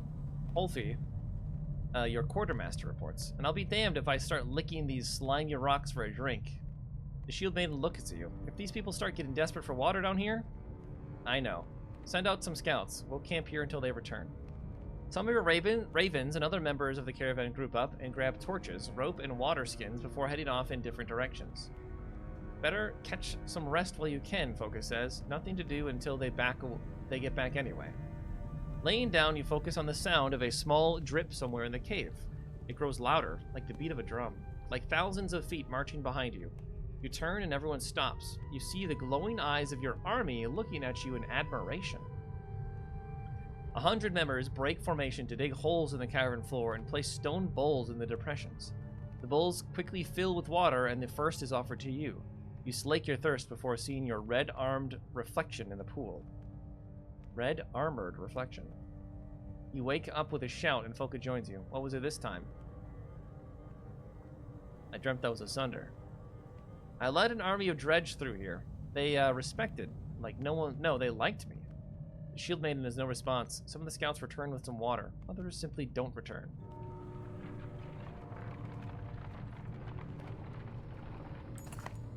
A rope bridge with wooden planking crosses an open span in the cavern formation. This looks old, Focus says, narrow and not meant for carts. Menders, mend. Both Zephyr and Nichols move through the crowd and begin tracing patterns in the air with their staffs. The only thing you see is a slight lift in the bridge, but they walk across first to calm any fears. The caravan crosses without incident.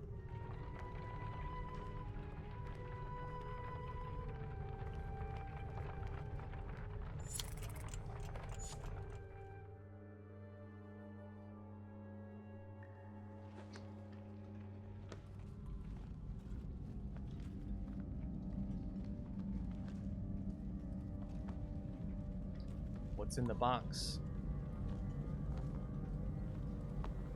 What's in the box? I've slept in caves like this for entire winters. But there's something about this place. Something old. Unfamiliar. I don't like it. But I don't like all these humans on the verge of panic either. Maybe these dwellings up ahead will calm them down. Dwellings inside these caves.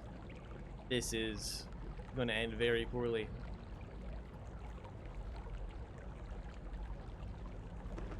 What the hell is that? We're about to find out that this is where the Dredge used to live, and we're forced out of these caves by whatever's down here forcing them out of the caves, right?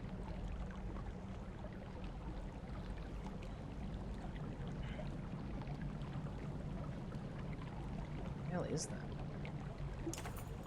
Zephyr looks up at the giant-shaped formation, glittering with strange glowing patterns. The Vulca know almost nothing about this ancient race's culture, let alone their god, Vesnin. How do you know what their name?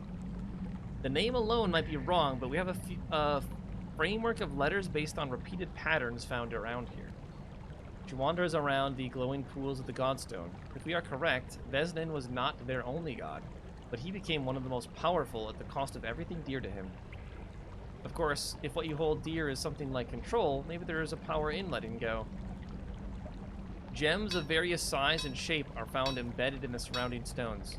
The clansmen are soon hammering away in an attempt to pry a particularly large gem loose. The ringing of hammers echo through the deep. Stop, you're making too much noise. Some look angry, but the fear of the unknown down here is enough to keep them from saying anything. They all move away, though a few look back longingly at the stone.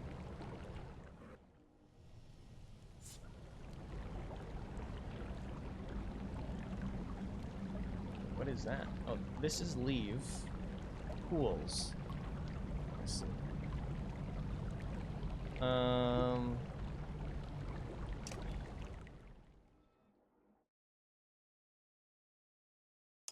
don't have enough to level you up, do we? We do not.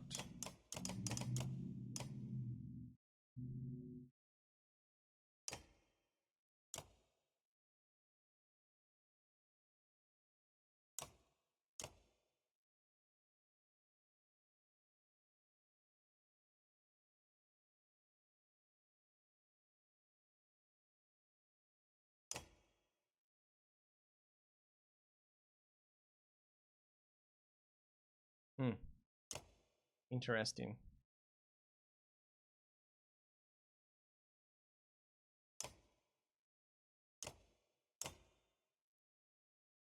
+3 will per rest, +1 armor per rest, +1 will. 2 armor a turn is insane.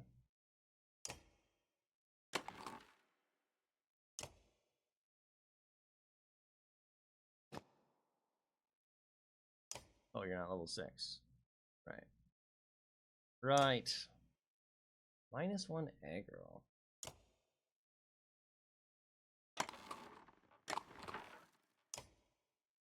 Do that for now.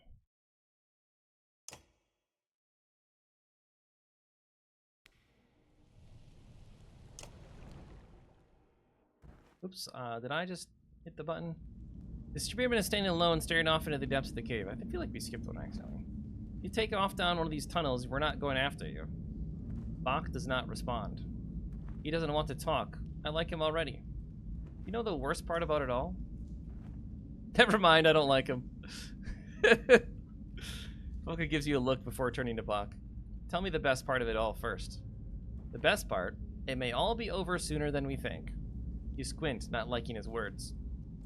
That's not really what I meant, but go ahead. What's the worst part of everything? It's the silence. We give Foka a look. He hasn't slept near Ollie. That man makes all kinds of strange sounds.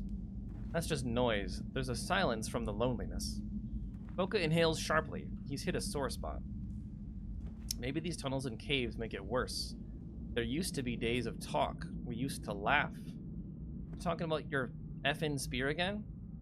Bach turns and stares at you with eyes of a man undecided on going mad.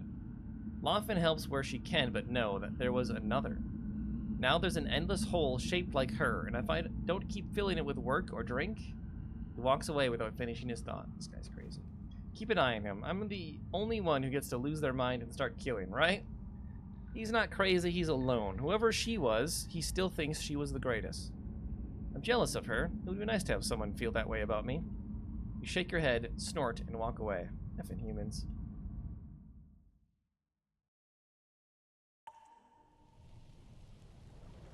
What you want? The young mender stands tall and proud as you approach. Bulwark, I was wondering about what it takes to become a raven. I never heard stories about a test or trials to join. Is there a test? Why do you care? Aren't you Zephyr's lackey? Well, apprentice, yes. I'm a full mender training to become a Valka. Part of our training requires world experience. Couldn't you work with a blacksmith or something? Nichols frowns at her. Would you kill someone for coin? Kill for... The mender's face pales a bit. I mean, I guess, if that was the job. Boka walks up and clamps a hand on one of Nichols' now sagging shoulders. Most of what we do never makes it into the Skald songs. I guess I need to think on this a bit more. Let us know in Manahar. Nichol nods as you walk off.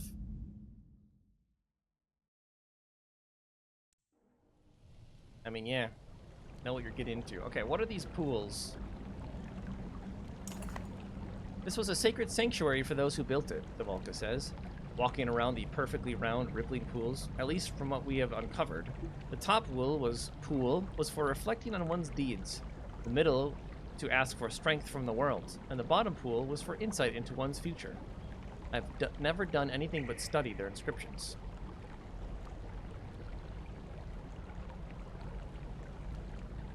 Alright, what's in the past pool? The quiet drips and the soft glows in the cave lend themselves to a natural reverence. You drop to a knee by the top pool, expecting to drink from it when you see your reflection in the surface. Your horns are back. You must be in your first century, not fully grown. You feel the cool wind from Irinx's wings above you and glance up to see Radomir slipping away from one cloud to the next, heading towards the mountains ahead of you. The few Varl around you laugh at your wonder, calling you a dreamer. Smile. When you open your eyes, you are back in the cave. Your cupped hand is still poised over the pool, but the water has gone dark. The other pools are the same. You're gone a while, Focus says. Almost missed the last of your fighters. He tosses a bag to you. We found some food, probably tucked away by the Valka. You only have to choose one. I see. Well, then probably should have chosen future, but that's fine. That's fine, too.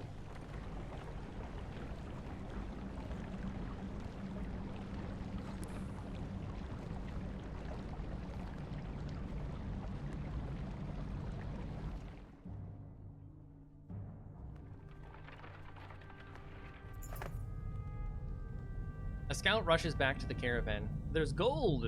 There's gold down here! You feel the surge of excitement like everyone else. A vein as thick as my leg just around, damn it, I'm all turned around. Gold does us no good right now anyway. Maybe not for you, a scrawny man says. Not all of us got your reputation, though. Takes coin for certain things in town. Others agree, even as you move the caravan along. Later, others report some people missing. A lot of good the gold will do them down here, you say.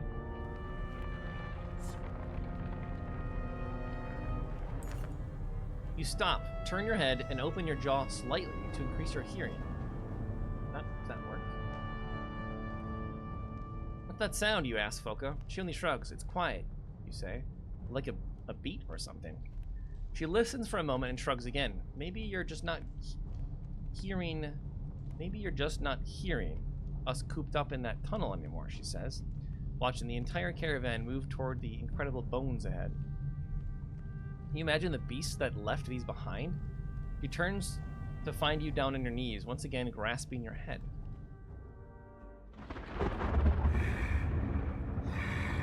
Lightning. White Tower. Who am I?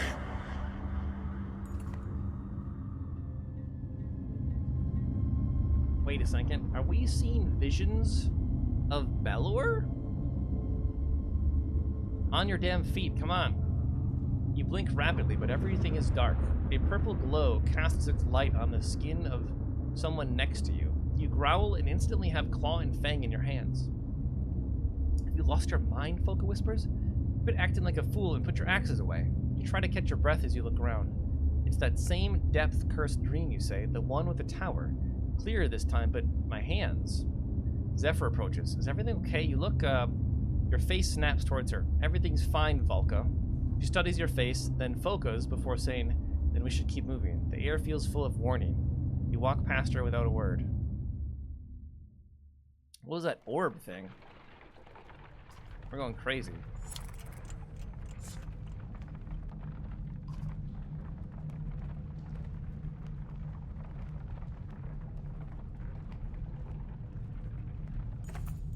Wait, the Volka says quietly. Something is wrong. Listen. You feel more than hear a sound. Vibrations through the cavern floor, perhaps. Get ready for anything, you say, and the ravens spread the word down the line, each fighter drawing their weapons. Volka, you're getting us out of this one. Clear? She looks concerned, but before she responds, you see movement over the rise in the massive cavern. It's the silhouette of a dredge forest with large shapes you've never seen before.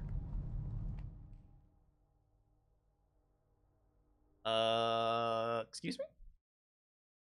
Come again? Nichols, you need to sit this one out, I'm just saying. Give you a chance.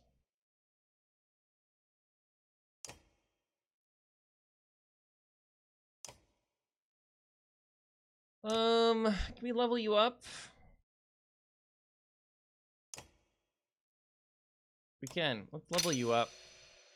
So we have people doing more damage. We need more damage.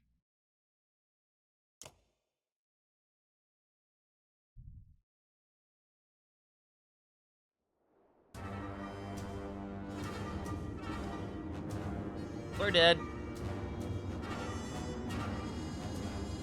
Okay, well you can go back here and kill all of them.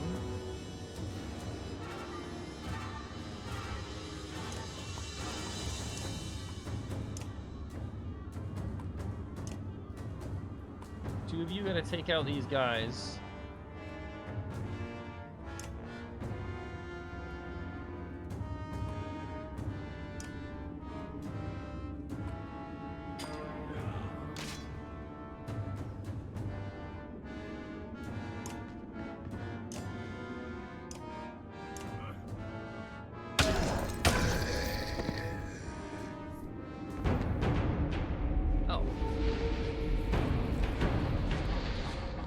A collar thing?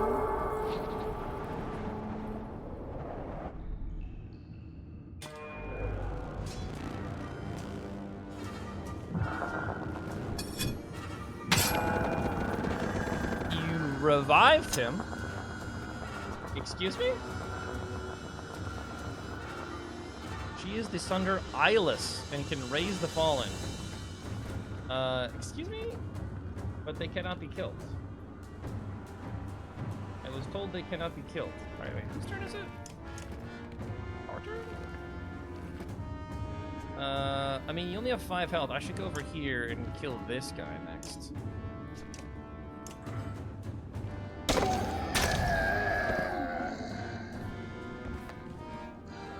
Oh, we can still hit my armor, yeah.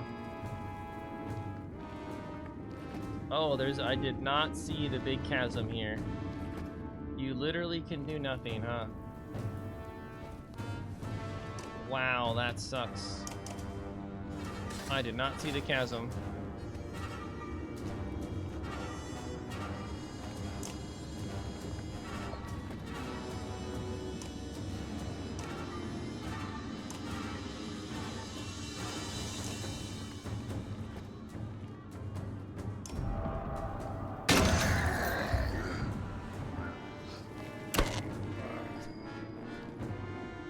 This is a problem. This is a problem.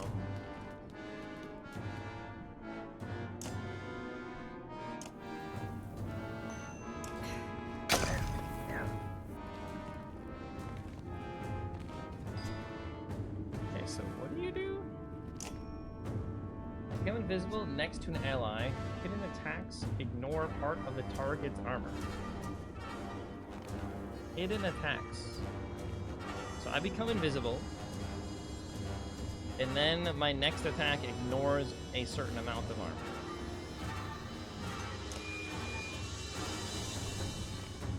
But I have to be next to an ally when I activate that, which means you can't move.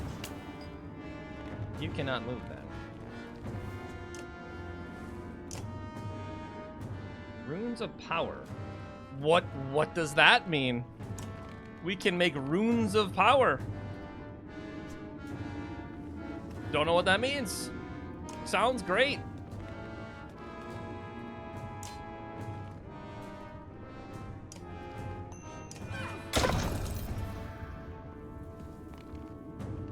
Oh no. Oh no. That's really bad for us.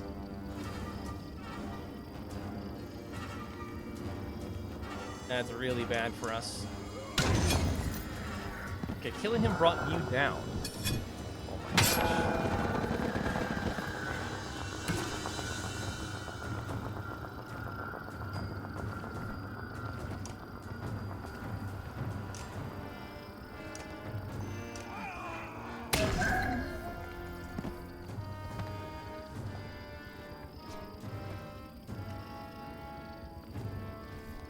Can I like push you into him? What are your abilities?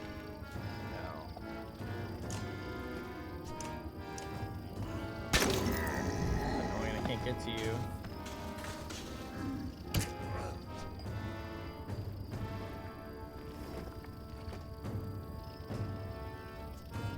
Three damage to you.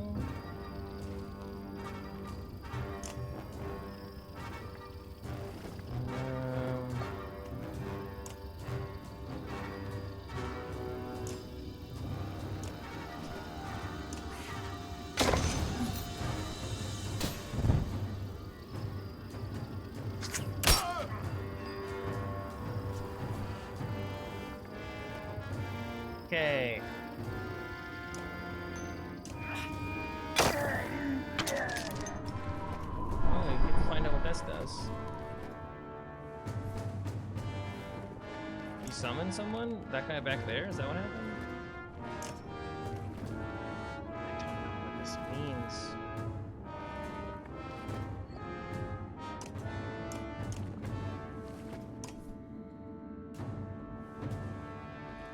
Runes of power. You're right. Let's just do it. One rune of power created. Increase willpower. Increase armor.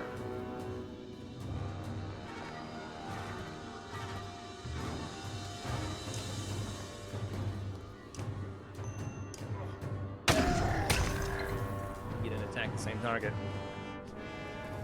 Is it random?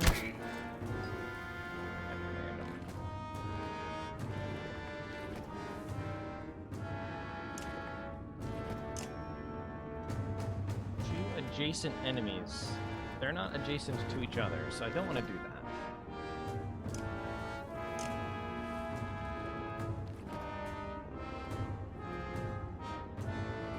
that. 100% chance to hit. It deals strength damage +1, so 15 damage, plus it does 1 break, plus 1 break added to it. I don't know what that means. We dealt damage.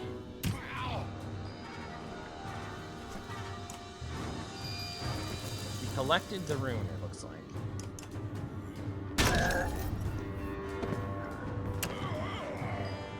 You're gonna die. You are going to die.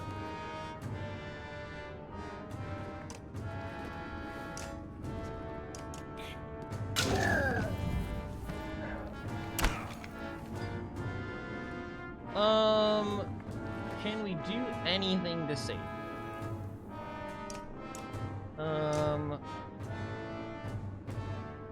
Not really.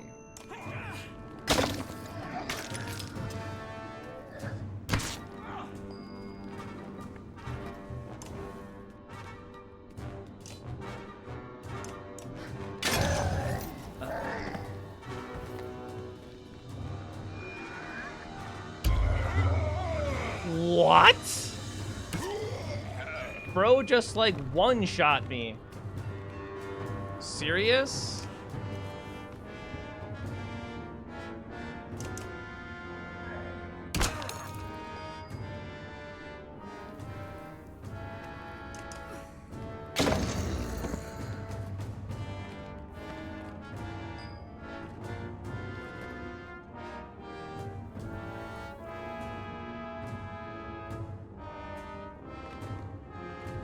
Go here and become invisible.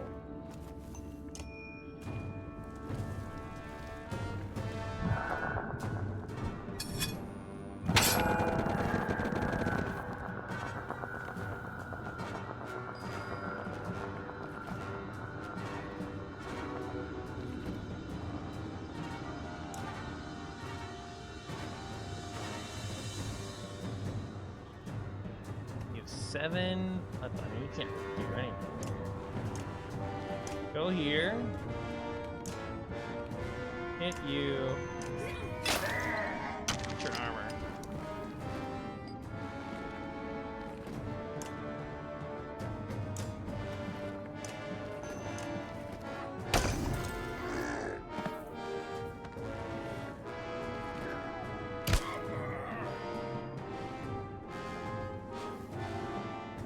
You have 12.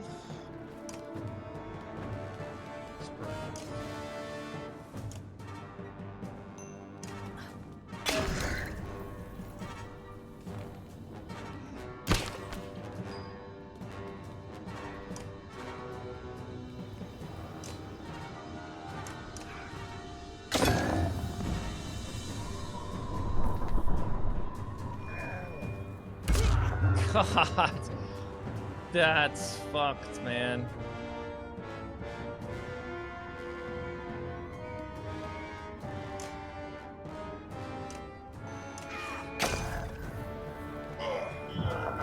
Okay, you just took a dot, I guess. You rezzed me. Oh no. Oh no. Wait, you get to go? Again? Excuse?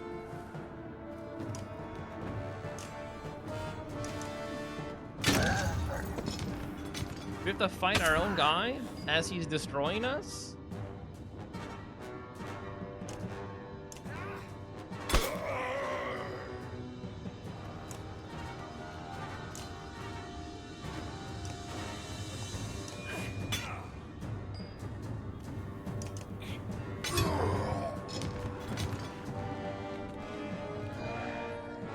Jeez. Okay. Sure thing, boss. Not enough willpower.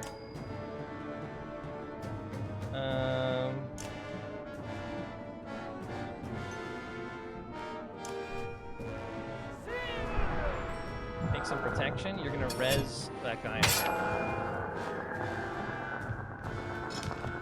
So we just have to keep fighting our friends.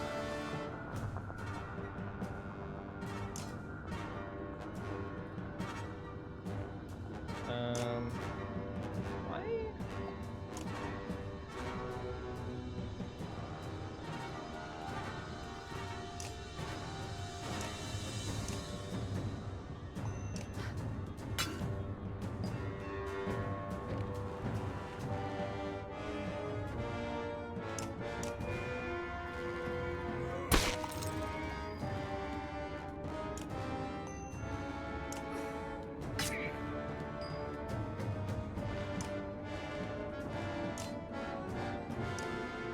30% chance. I'll try.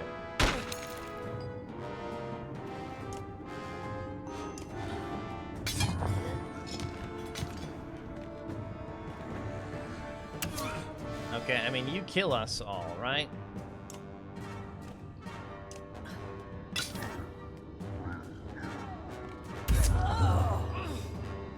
Like, there's no way we can survive this at all.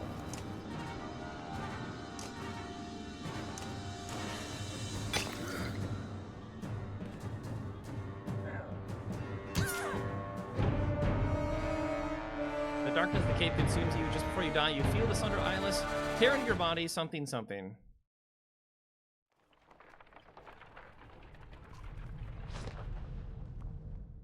Wait, that's a game over. We actually have to beat that? That is unbeatable. No way. No way we can beat that. Are you kidding me? There's no way to beat that. That's insane.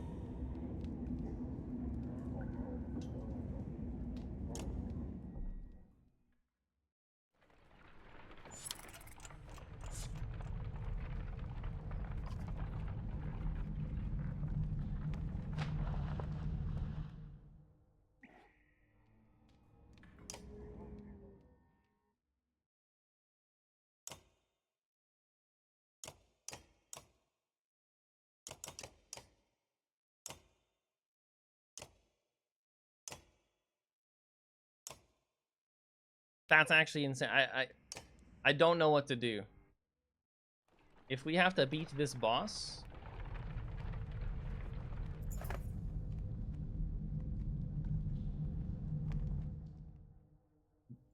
to continue, I do not actually see how we beat him.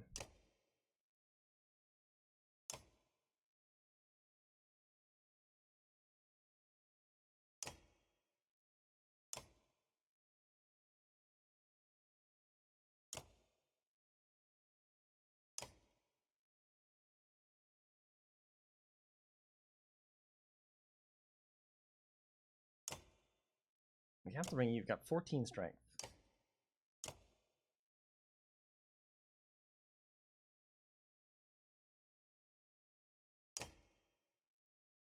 Well, I don't think this guy was whatever the sneaky guy. I don't think he was that useful. Everyone else stays though. I don't know. This might be a battle that we don't win.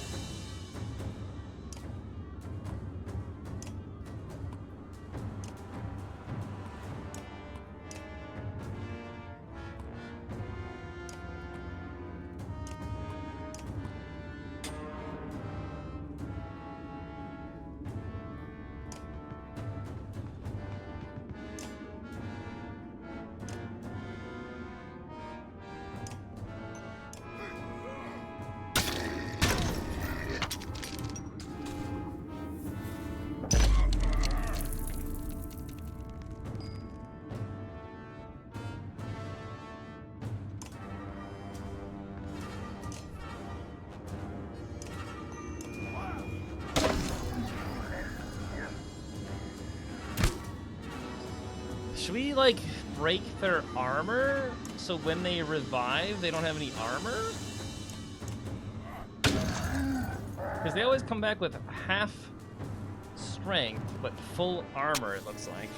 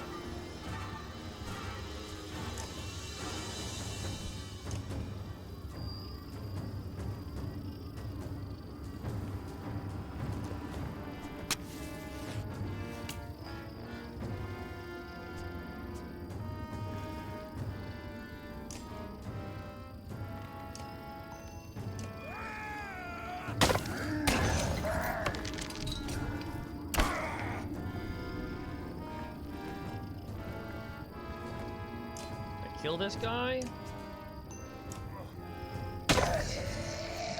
But he's gonna come back with half health, right? And full armor, because we didn't bother to hit his armor.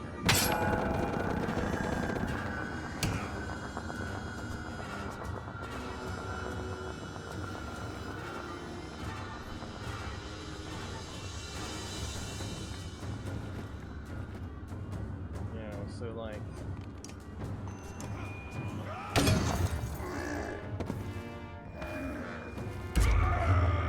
so it's almost like a bad idea to deal damage or to kill someone.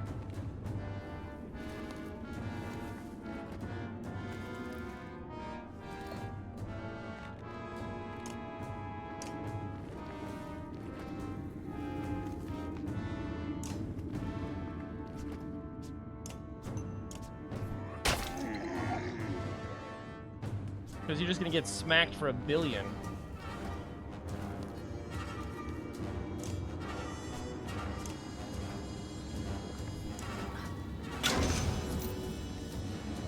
When someone falls, you appear, but then do you disappear? Like, now is our time to actually attack you, right?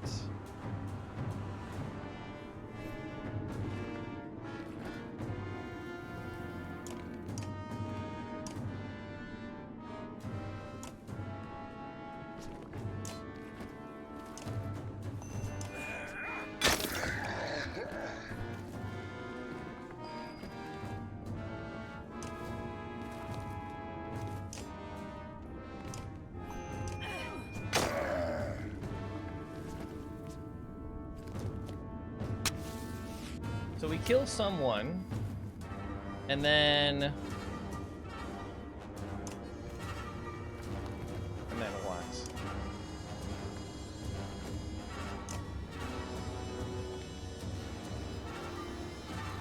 13 minus, yeah, so you die. Strength minus 2, so this would be 13, so 11 minus 9. Yeah, this kills. Let me get another turn. Oh, I can't get to this guy. I was really hoping we could. Well, we should break. We could kill you, actually.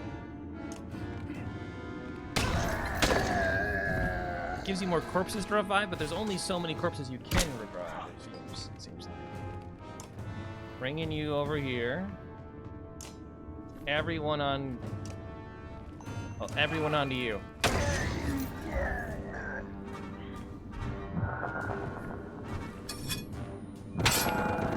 Okay, you res that guy, and you're gone. So now, we kill someone again and he shows up. Literally anyone. And he'll show up again.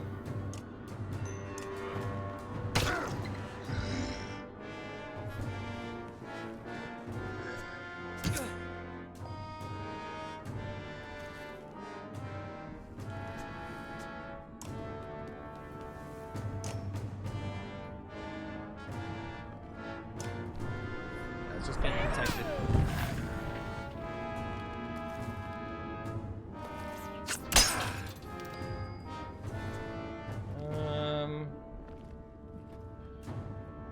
You got no health.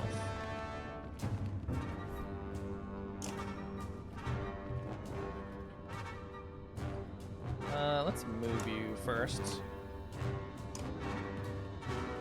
And then mend your armor back.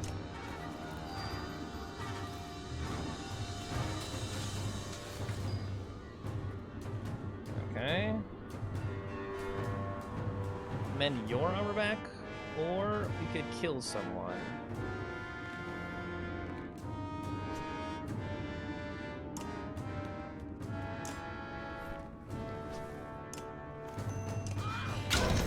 Okay, so now you. Oh, I thought he came back immediately. Guess I'm wrong. Turns out I'm wrong.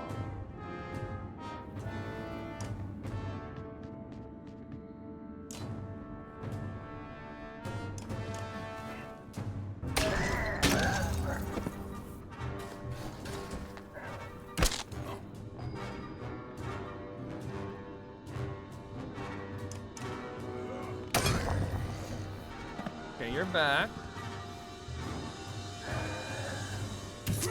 You're dead, but this is actually fine, right?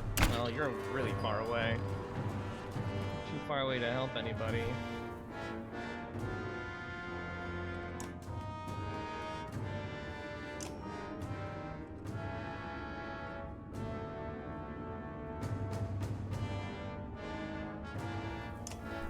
One of these.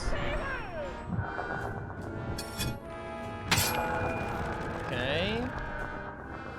Confused. He didn't live, or he didn't last that long. Man, these guys get 2 turns. That's insane. Alright, we have to kill you. You have 8 armor. That's a lot of armor. Go here.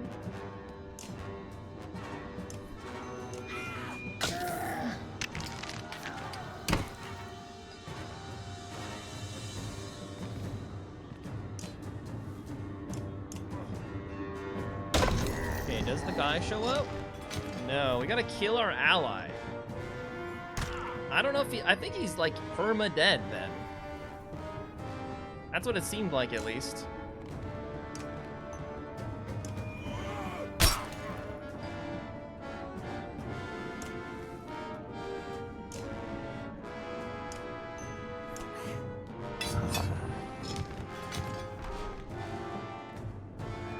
Strength. Okay. You got 1 strength now.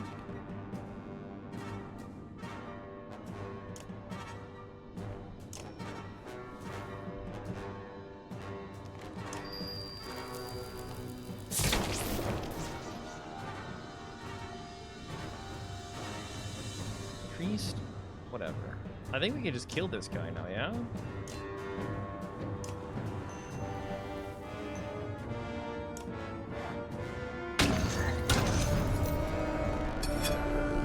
I don't know if our other guy is permanently dead or not. No idea.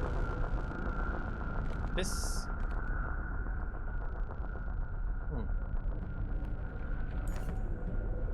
Eyeless is trying to bring the cave down on our heads, Zephyr screams. I can stop her, but the Valka abruptly grows quiet and scans the people running for their lives. Just keep them all together, Nikels.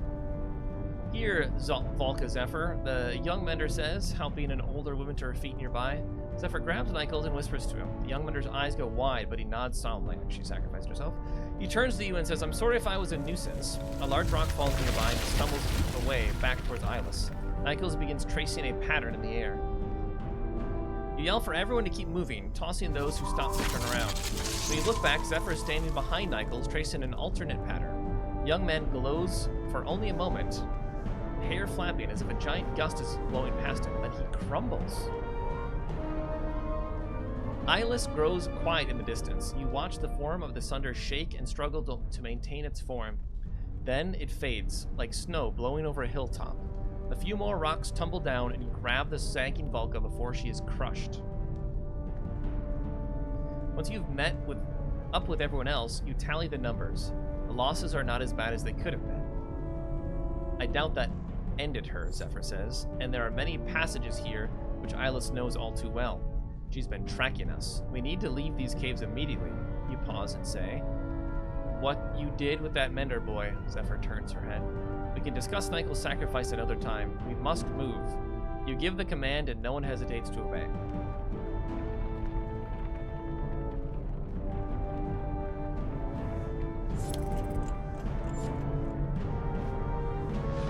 Can we camp though? We're getting tracked. Can we camp? You're injured for 3 days. Well, you're only the level 3 though. So, I mean, you are still very strong.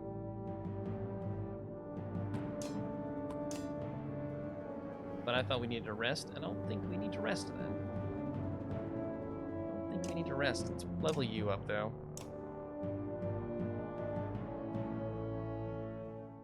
Take break damage. About her shield, she loses her passive ability. Well, how do you get your shield back? You just don't get it back?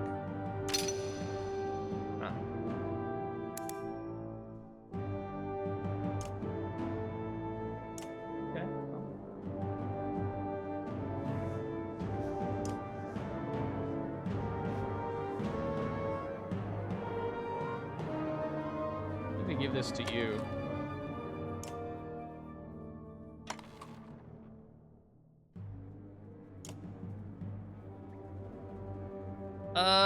Let us continue.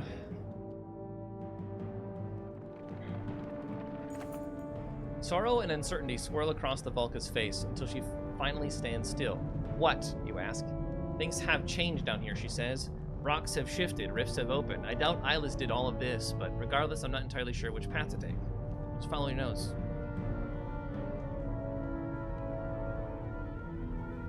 Then get us to the surface. The Vulca pauses, but I won't know where we'll appear, she says. We could wind up in Strand.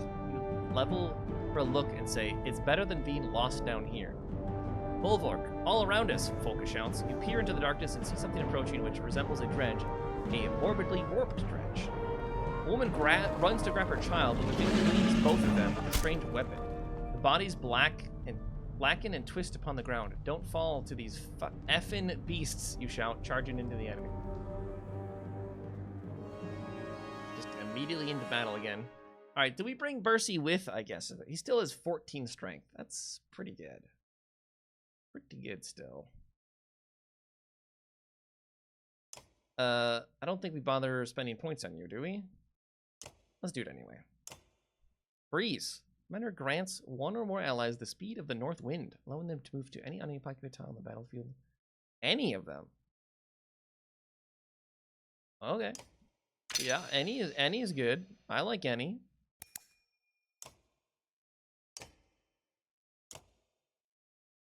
You just teleport someone into their backline. The hell are these?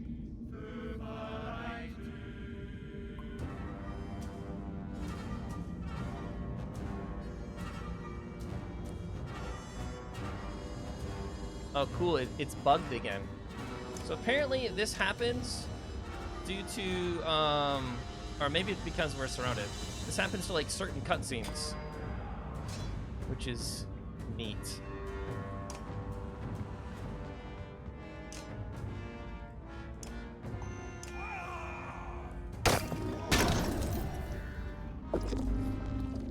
What are you doing with those tentacles? I don't like that at all. Where can you move? Only to here. Because you've got bonus move.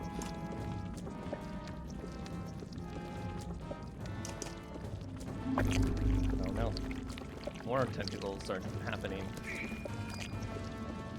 You gain health.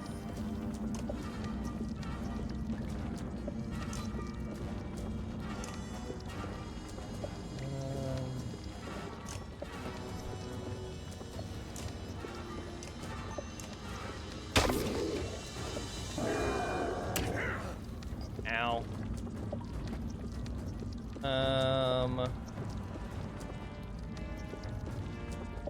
It's annoying. Can't get any further than that.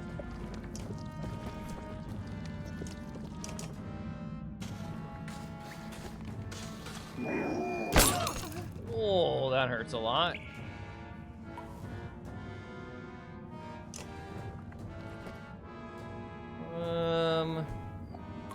I move you here.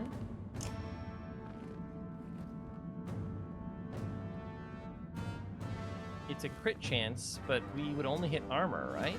So we don't want that.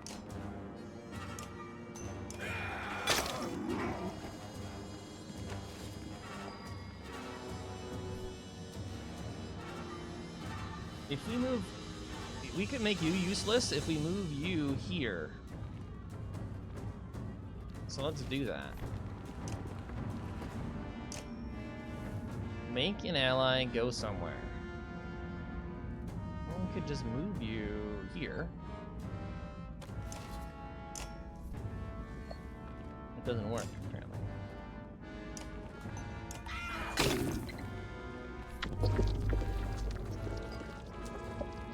Okay, you're doing something I don't like. Oh, we hit our ally. Oh, I guess I should have moved, huh? Well, now we know.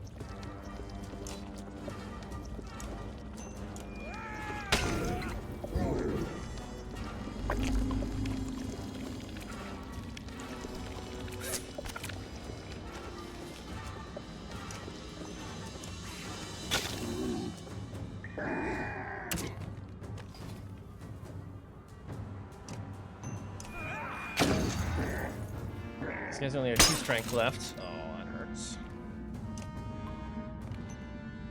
40% chance that we kill him. I'll try.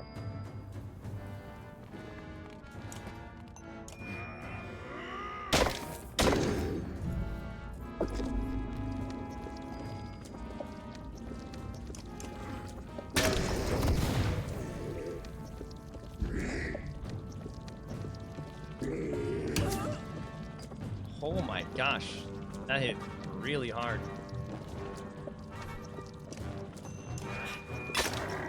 $17 health, this thing.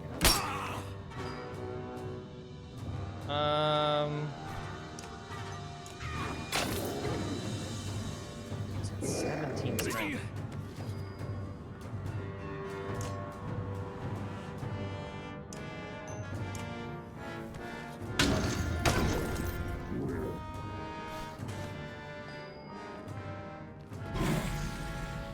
+1, wait, willpower drink. What? What's that? Willpower absorbed. How can he slap?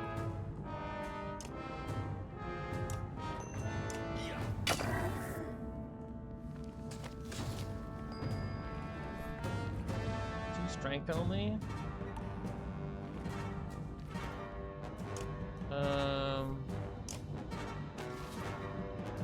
So I could...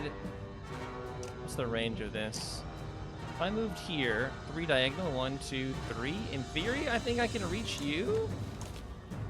If I move here. Move. Move you. Here. Move you. Here. Move you. Here. How does this work? Allow movement to any unoccupied tile. Okay, so I target you, and then I put you anywhere. It doesn't work. It just does not work. Cool. Very cool. Now you can't go through there.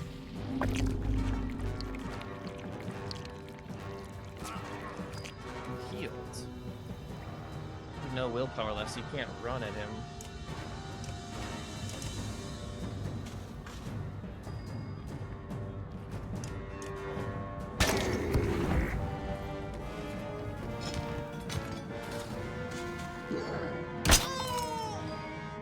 Wow, you didn't go after. Really?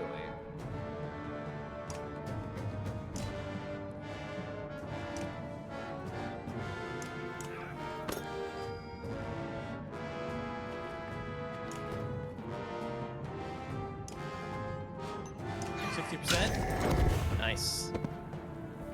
Okay, Folka went down, and this guy did. He's even more injured.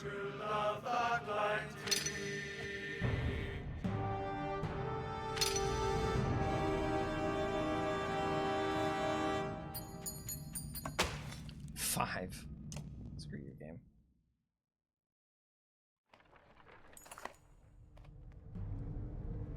Moments pass while you calm yourself from the fight. What in the depths were those things, you ask? But no one answers. It's the darkness. The Valka is using her spear to sift through their glowing remains. Her face strains to hide her fear. Look, she points to the edge of a torch's light. The side of the path is a wounded dredge stone singer. You draw your axes, but Zephyr begins to hum. The stone singer responds. The creatures were like nothing I've ever seen before. They look like some kind of dredge to me. So does this one. This one is a mender of sorts. You know one of these slags? I know quite a few. Mocha gasps and you find yourself growling, but Zephyr ignores the response. She makes a dull noise, almost a hum. The stone singer responds in kind. He says greetings and that he dreamed of you? All of the clansmen and fighters back away and whisper. She's talking to it. She's effing talking to it. Ask it what those things were. The Valka again makes unfamiliar sounds like a skull trying to find the right tune, and the stone singer responds. He says they are a nightmare. then something about mercy, and he thanks you. The language is difficult for me, but I can learn more from him once he is healed. And where do you plan to heal him? In a cart on our way to Manahar. You're gonna bring one with. This is a terrible idea. Not a chance, we're leaving. He's wounded and needs our help. All dredge are not the same.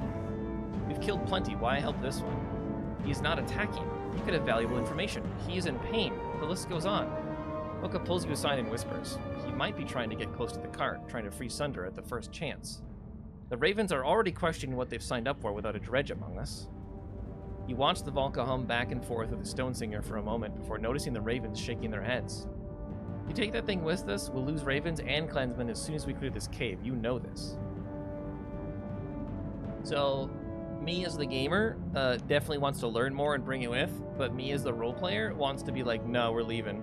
So I'm going to do the role player thing. We're leaving. Bulwark, this is a mistake. We need information about the Reg, and he can provide it. I know the Dredge have been the enemy for centuries, but this is bigger than the hatred of man, Varl, and Dredge.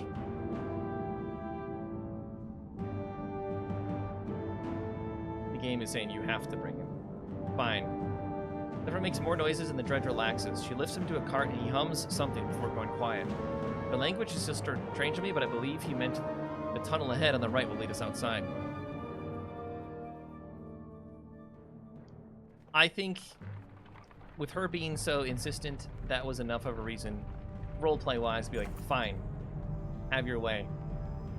The Volca stops to weave patterns with her spear. Moments later, she looks even more confused. I cannot determine which path we take now. I'm usually the nice one, Volca, but with those things down here, I'm past nice. You let us down here, get us out. A low rumble from a cart. The Stone Singer is saying something. His stone song has shown him the way. We'll soon be in our world again. A strange phrase, but there's nothing to do but follow her lead again. I need to camp. Before we do anything else, we have to rest. We're very, very injured. How long are we resting for? 2 days. It's very dramatic music. Alright, we'll rest to the 3rd for Bercy. Alright, we're good now. We're good now.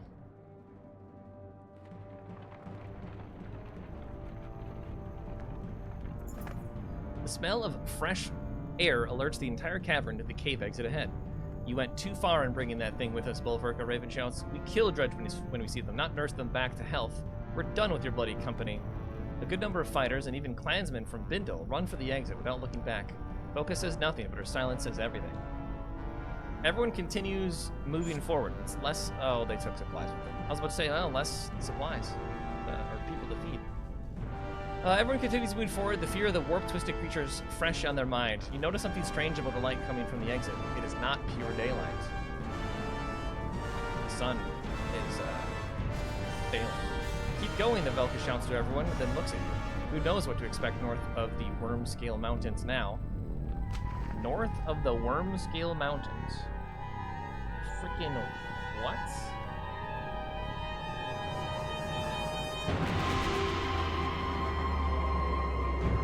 Hello? Hello, game?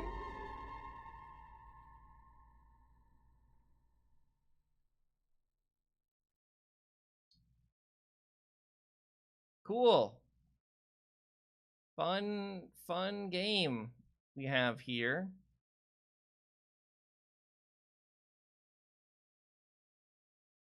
Again, this came out 10 years ago. We're just saying. 10 years have passed. And we got a crash to desktop.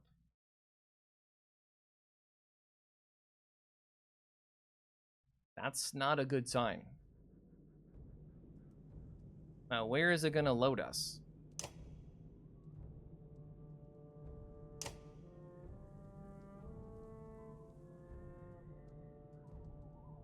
I mean, this isn't the art of the place we're at.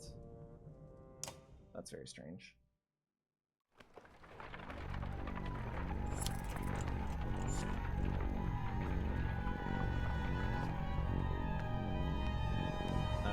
Giant orb of darkness.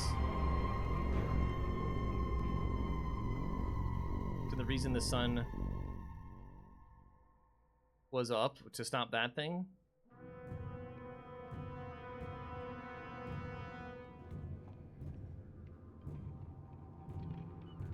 We're going back to the other party.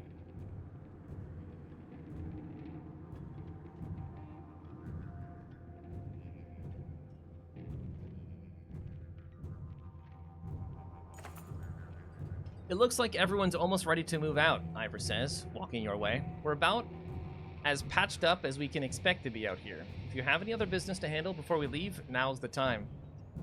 He tosses aside a whittled stick. And I doubt we'll get out of here without talking to that old man again. I think his name's Yosur. Seems like he's the temporary leader since their governor was killed. I see.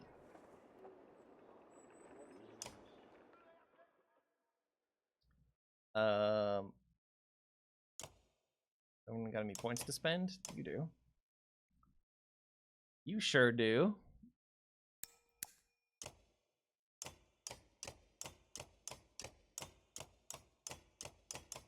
No one else, though. 22. I don't know if we want to invest points into the horse people. Don't know if we want to invest points into the horse people.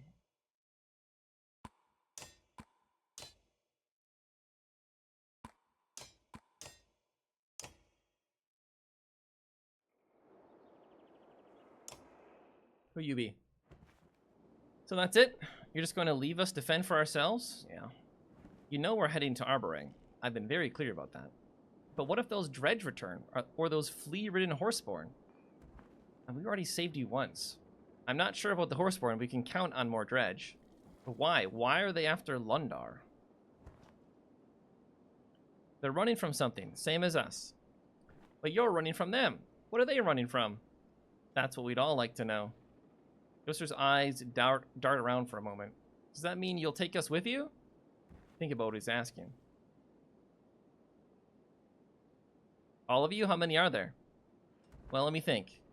We can bring a good bit of food with us since the market's survived. I think that about sums it up. What do you say? You ready to sew your banner into ours? Concern it's sown. It's the people of Lundar that mean something, and you'll keep them alive better than I ever could. Great, then that's settled. What can you tell us about the old wood? Is that where you're headed with this many? When he sees you nod, his lips purse and move from side to side. Well, strange things happen in that place. It's a place where people go missing or come back happier than ever. Is it dangerous? You charge into a town under attack by horseborn and dredge. I'm not sure what you consider dangerous. I guess that means we'll find out. You agree and call for everyone to move out. Yeah, we saved the market. Which means maybe we should buy supply. We got 75 days of supplies. I think we'll actually be fine. Roek looks nervous as you approach. I want to know about you and Deirdre. Deirdre? He whips his tail and stands taller, prouder. Deirdre, mate. Me, hers, hers, mine. When food much again? Strong young for Deirdre and me. Oddly looks at you with arched eyebrows. A confident man wanting to provide for a family. There's something attractive about that. You clear your throat and look back at Roek. Why did you attack other horseborn? His eyes dart around and he repeats her words silently, slowly, before preparing his response. Other like me? Wrong. Friend, no. You look at Oddleaf to see if she understands, but she only shakes her head a bit. Fight. Friend, no. Other, wrong. You fought them because they're not your friends. Rook squints while studying Oddleaf's mouth moving. Friend, no. If you're going to join us, you have to follow orders. He doesn't seem to understand your words, but your tone makes him step back a pace.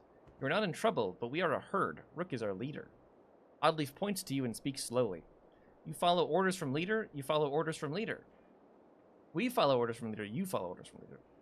You cannot be sure how much Roek understands, but his jaw clenches and he stands straighter. He snorts and kicks up dirt with a hoof.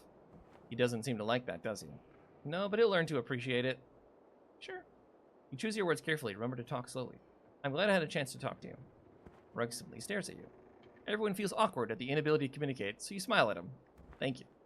Thank. He taps a hoof to the ground a few times before trotting off. My best guess is there are different herds like our clans, but they don't really get along.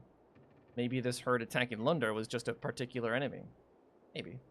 He smiles and leaves you to your confusion.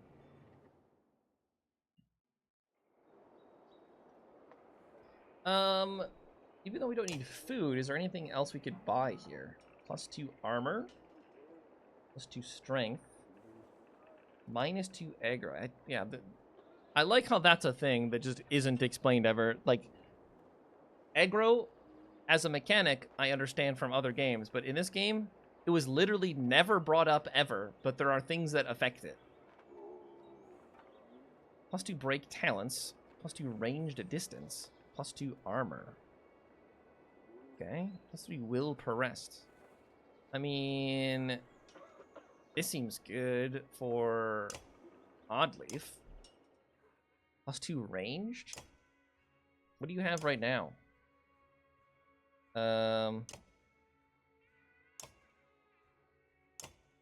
You have +2 will per rest. Now that's garbage.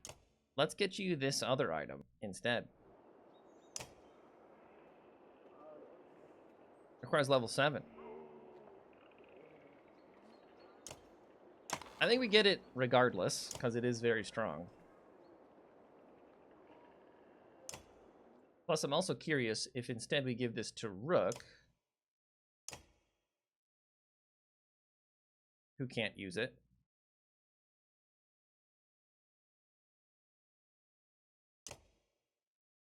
Requires how much? 15. We bought it. We'll save it for later. Let's leave. We have no clansmen left.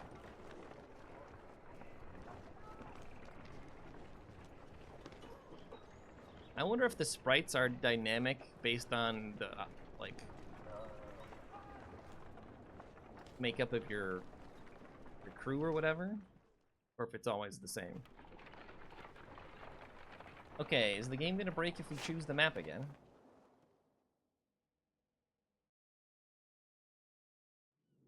So they're here. I mean, because they said north of the something mountains.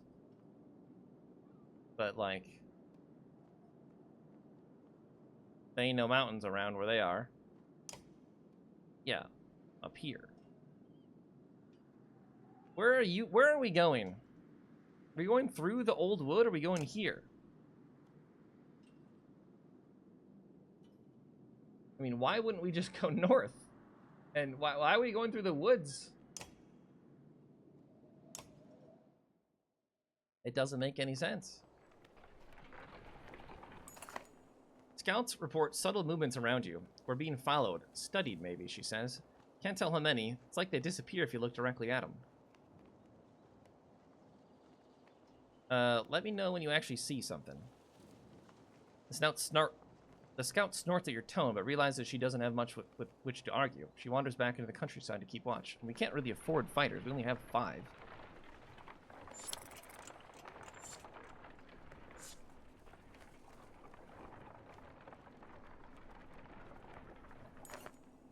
Whispers from the clansmen grow in volume with every step towards the colorfully daunting old wood. Nothing but game trails into this place, Ivor says. For this many people, I don't like it. He looks agitated, nervous. Glancing around, you notice the other Varl and even the Horseborn acting similarly. Tight places like this don't sit well with us, he says. No room to stand or swing, just another place I don't belong. Ivor's growing concerned with feeling useless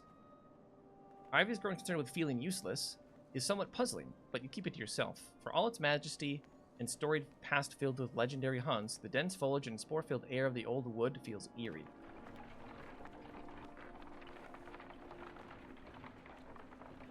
Again, why are we going through the woods? You notice the colored specks in the air are especially thick in this area. When the caravan ahead of you suddenly stops, they're watching a man who is staring at a flower and crying. It's just so perfect, he says. I paint and carve runes, but this flower is what I've waited my whole life. The spectators are now nodding with tears in their eyes. You're not sure what to do. Inspect the flower. You move forward and see that the flowers look more like a plain red and yellow shrub. As you near it, It shakes subtly, putting out a small cloud of spores in the air. You start to see the true beauty of the plant as other... Yeah, it's gonna kill us all. The tree behind you reaches down and politely takes your cloak. You smile as a tiny bird teaches you how to count to green. Count to green. Furs are on the ground and you nestle in them to sleep. Wake up, Ever said. He's holding his head and squinting to block out the sunlight. Your head hurts too, along with your body, which is sprawled across rocks. We've been robbed, and no one was awake to see who it was. Well, that's annoying. But we got lots of days of supplies, so. I mean, obviously that was the wrong choice, but again, I like to do things because it's funny. Ettingbecker. Is that the place to the south? Peculiarities are no stranger in the Old Wood, but discovery of a blue-tinged campfire in the distance creates quite a stir among the clansmen. The Varl ignore it completely, but fighters and families alike want a closer look. Irsa, have you ever seen anything like this? The archer's eyes are wide and they dart around to various branches of the trees. Maybe best to move along. Call everyone back. No telling who or what's out there. Let's stay together and keep moving. By the looks in their faces, you clearly dashed a few dreams, but the clansmen all returned. Whatever, we don't need your stinking morale.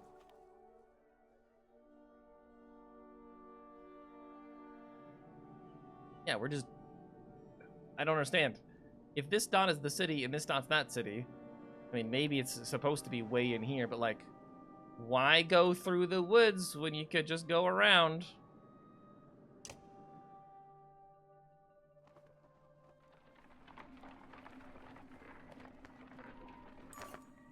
A sudden rumble underfoot is strong enough to make you grab the side of a cart for balance. After it ends, you notice a young girl crying when her brother puts an arm around her. That's just the way it is around here, he says. Nothing to cry about. Audley looks concerned. I'm not sure if that's the right attitude or not. It keeps them from worrying all the time, but it keeps them from being cautious, too. What's the point in caution, Ivor says. Look around. If it is that massive serpent causing these quakes, it could be an arrow's range away, and we'd never know it for all the trees. These words do little to quash the acrid dread in your gut.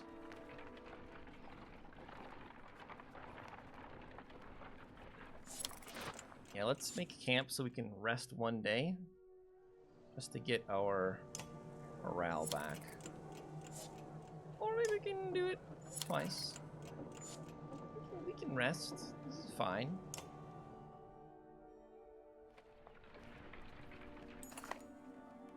The faint smell of smoke goes unnoticed by many except you and a few others, including the Horseborn. It's coming from the south, Ivor says. Ettingbecker. So we're not going there, we're just crossing through the woods. I don't know.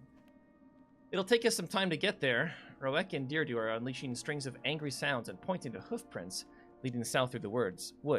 Clansmen watch them with concern. What are you guys doing? Roek turns his back to you. Deirdre struggles to understand your words, finally saying, destroy. Your look of confusion brings Scathik over. This herd, he points at the hoofprints, enemy. Roek hates Trigacanthe. You cannot understand the last word he said or the sound afterwards. Mean leader who wants things, all things ruined, burned, almost kill Roek, then meeting you. Okay, well, we can't say ruined, but you know what? We got time. Well, she doesn't understand your words. Your movement toward the village prompts Deirdre to move quickly forward. Only Roek is able to slow her and keep her near the caravan. Your arrival through the smoke is unexpected by the hoofed pillagers. Some unite to hold you off, while others, smeared in blood war paint, flee into the surrounding woods. I mean, we need the experience, you know?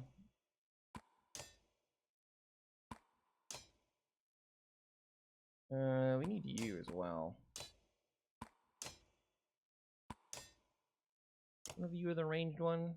You are. You got spears. Not bringing Rook. Is that a good idea? We really need you to level up so we can get you to tank things. Because you're literally our only shieldy boy. Do you have enough damage with all these? I think we do. We'll find out.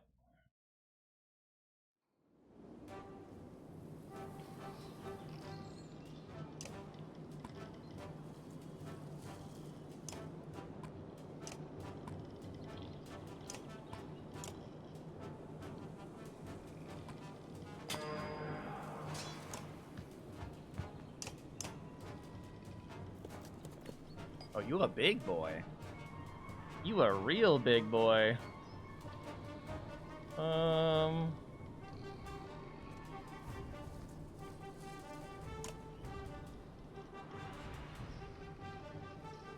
Move here. We don't need a hard commit.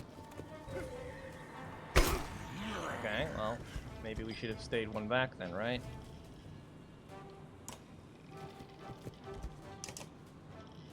Let them come to us, but they can run away.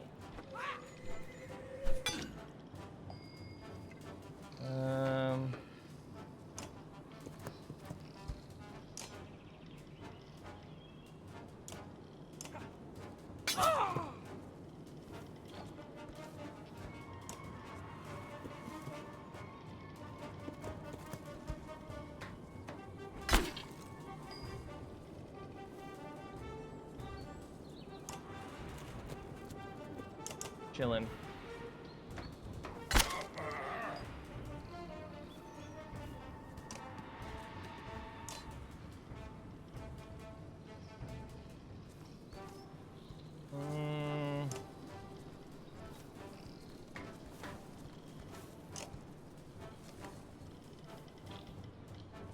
Two times one strength damage entered.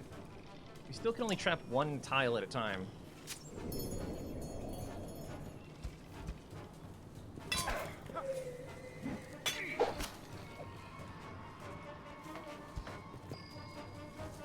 Okay. Smash this guy.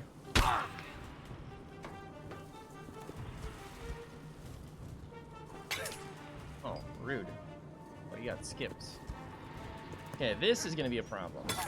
20 strength, man.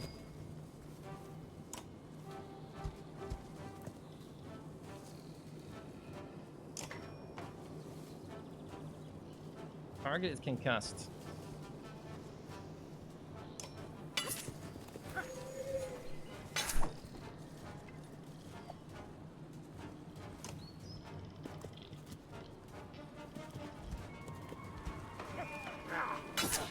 Yeah, this is gonna be a problem.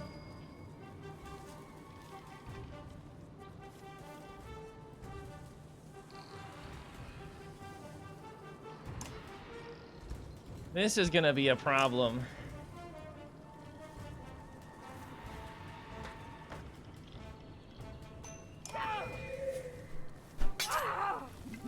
Wait, we crit.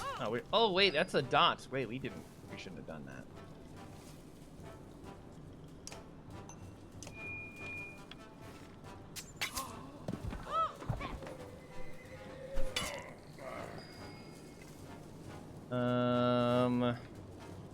We can knock you back?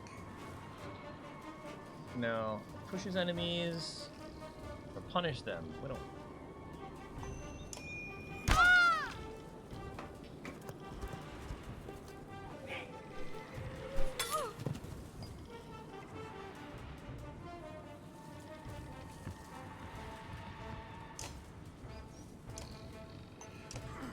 Boom.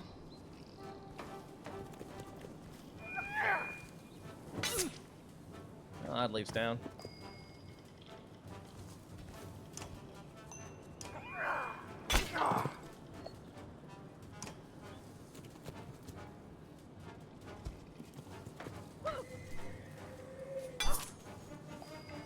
Okay, I need you to poison you now.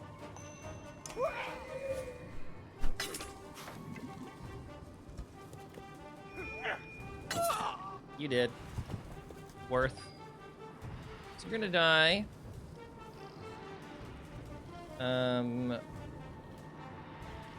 Need to do some damage to you.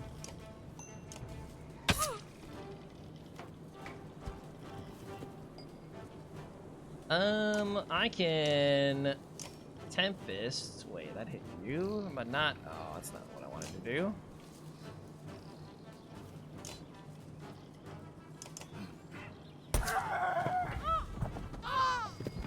Nice. Oh, not as nice. Okay, I do need to trample this guy.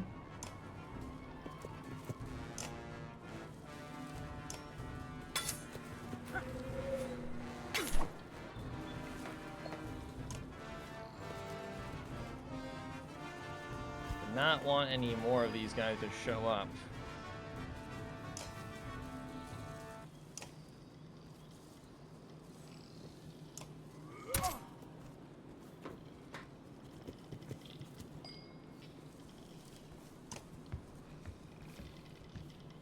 Okay. Tempest. 2 adjacent enemies.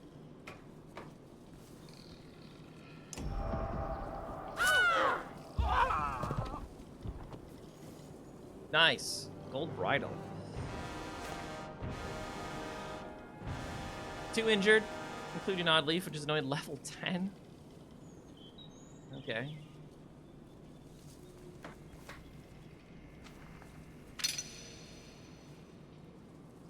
Roek. And Deirdre. And only 7 renown? That sucks. Well, at least there's a market. With the marauding Horseborn defeated, the Varl and clansmen quickly doused the fires around the village.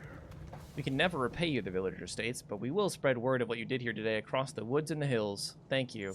You're gonna be dead soon anyway. The governor looks at you from a distance and nods once. Fuck, I don't care about your approval. I literally do not want your approval, in fact.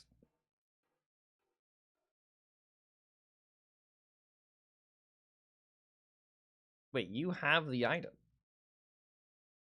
Even though you can't use it? I'm confused. Who's holding this?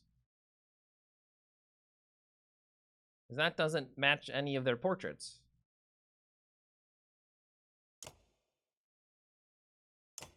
Alright, let's level you up.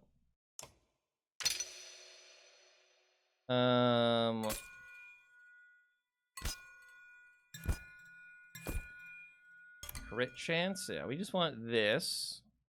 1 more hit chance. And more punctures. Perfect. And now we give you this item. And we can rest for 1 day.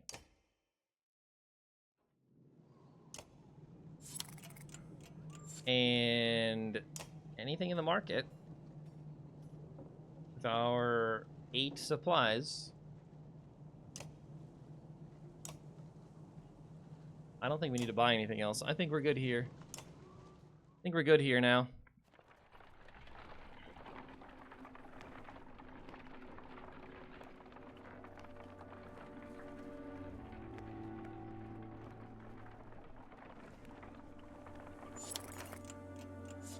It's worse than Baldring's flame.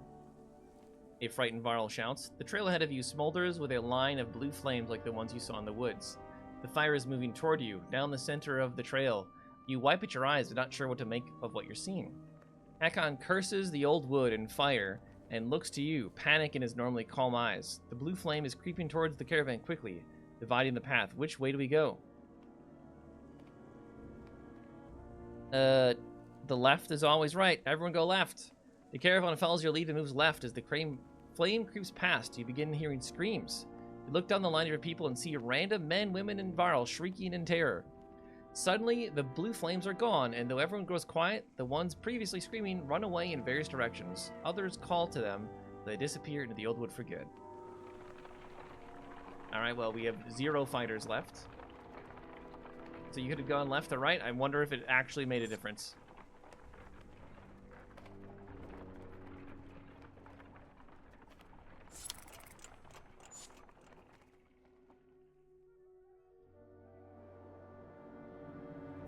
Another town. You duck under more branches and suddenly find yourself in the clearing of a proper village. The few people you see tend to scatter as you approach, and only the water and birds make any noise. Finally, a man approaches in robes so badly torn it borders on embarrassing. His arms are covered in scratches which are freely bleeding. Welcome, friends. We don't get many visitors here, but welcome, welcome. Where is everyone? Here and there, some are working in the forest, others are just shy. They'll warm up to you. We won't be here for long. The man only smiles. Please, make yourself at home. We have good food and strong drink, enough for everyone. The man begins walking away. I don't trust this guy. Wait, what's your name? He smiles again. We have no names here. We simply are. We are not sleeping here. In fact, we are getting the heck out of here immediately. You can trade stuff, though? You only have 8 supplies, so... See, this could be good if we want someone to have aggro. Because apparently that's a thing. It's apparently a mechanic that we have. What? You still didn't level up. You still didn't level up. You need 1 more kill. +2 will.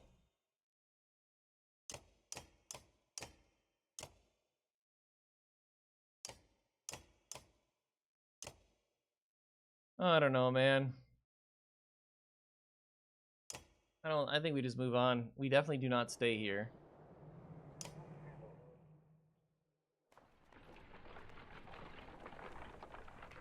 Creepy village in the woods. People with no names. That's a nope. The big nope. It's those cragsmen, a scout cries out. That's who's tracking us. The woman is limping, a rough-hewn arrow jutting from her leg. Horns blow from the front and back of the caravan. 2 attacks at once. Hakon's shieldmaster, Moger, overhears this and says, "Wolves of the north hunt like this. You just pull in and protect all sides until they make a mistake. Then you make it costly for them." He shrugs. You move a bit slower, though. You decide what to do. Titan ranks. It's a game of patience now, the Varl says. If they stick with us, they'll expose themselves and we'll hit them hard. But we're still moving though. I thought we were gonna oh, whatever. So if that guy was dead at the time, I suppose he would, or we didn't recruit him, we wouldn't have had that option. The previous strange village has everyone on edge. Frequent backward glances to see if the caravan is being followed results in a lack of attention to what is ahead. The brief rustle of leaves and the sounds of saplings cracking, the only warnings before bears and their cragsmen masters attack. Okay, we don't need the horses anymore. I do want to keep the 1 poison one, because that is insane. Put you in. And you in, probably.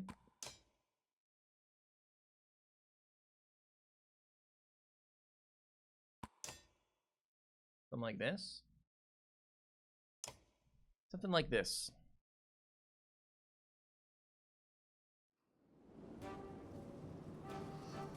It said and their bears, but I do not currently see any bears.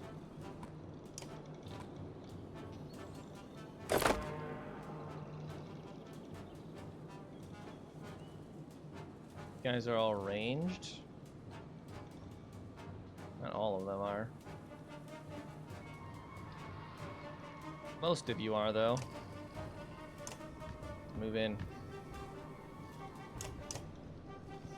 These guys are all melee.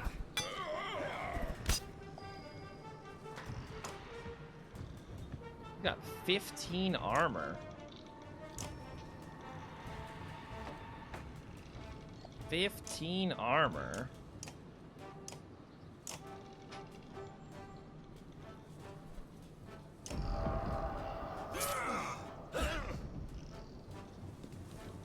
Does he stop?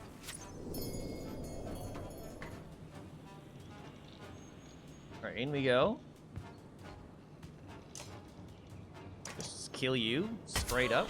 1 shot.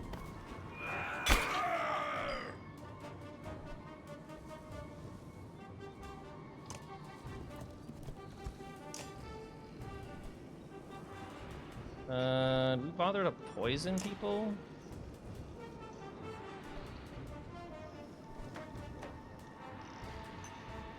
Sure. And we crit as well. Fuzzy, stop! Alright, bring you in here.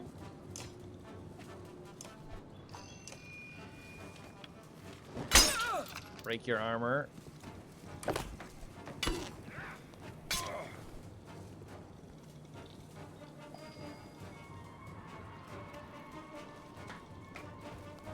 I can shoot that guy from here. Can't need to move, though.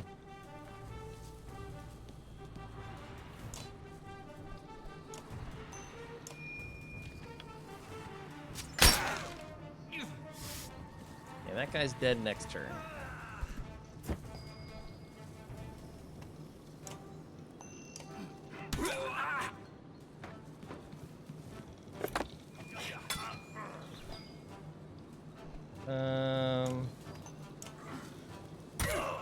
Hit that guy for $1 billion.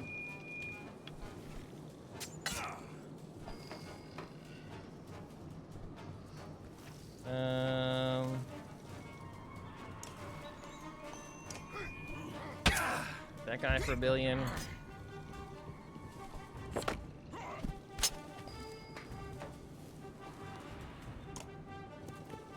You died to dots, but we could just kill you as well. Then you don't even get a turn.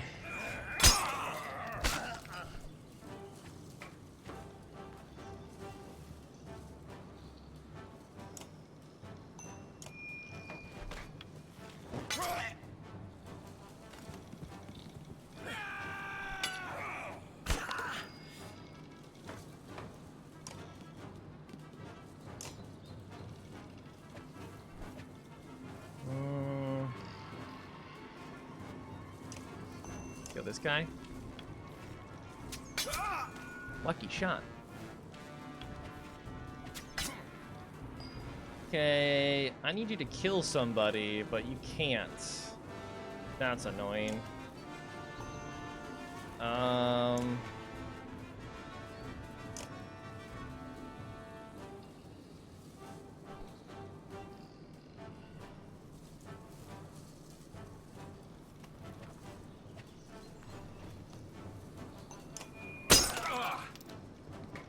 That's really annoying. He doesn't have strength enough next. He doesn't have enough strength left to even do that.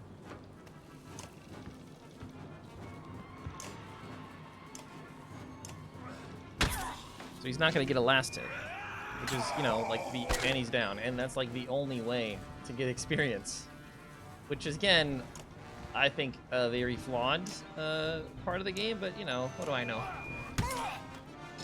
What do I know?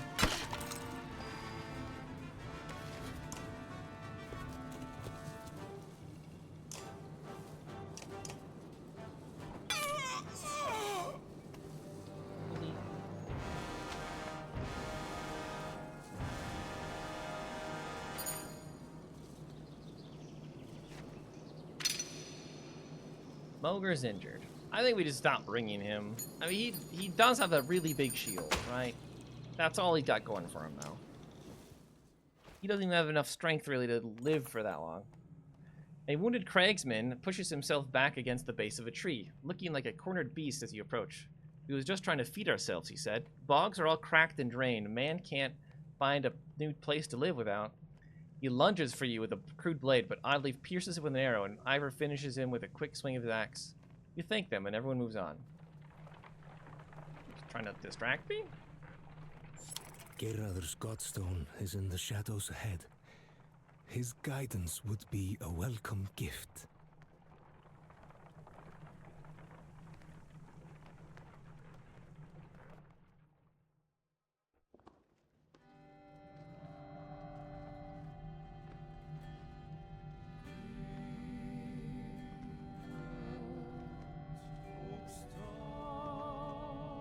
Nice music.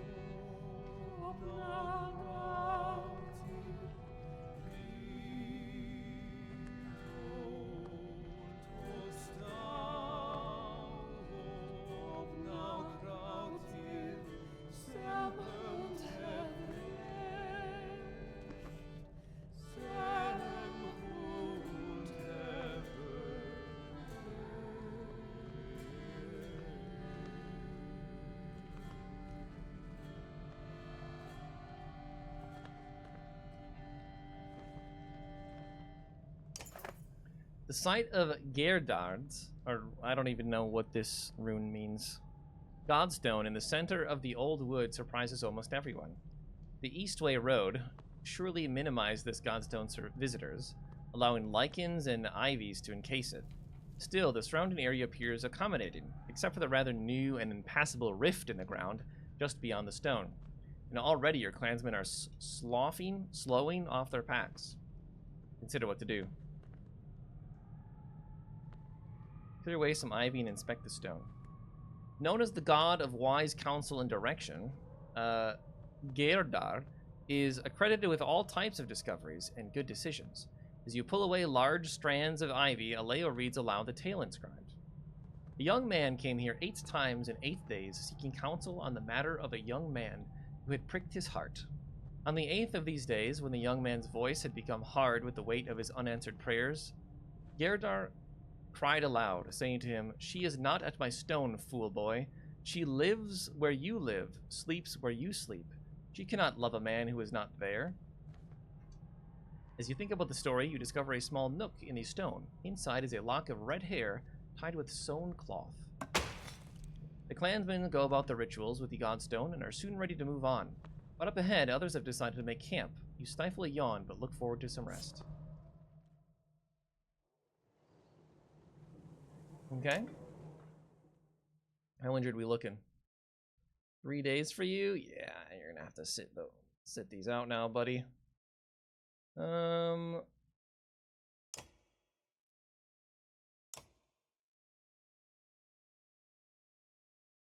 don't know, who do you want to bring then?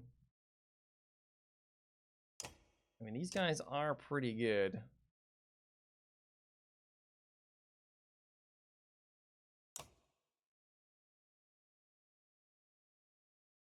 And you can summon a freaking bear.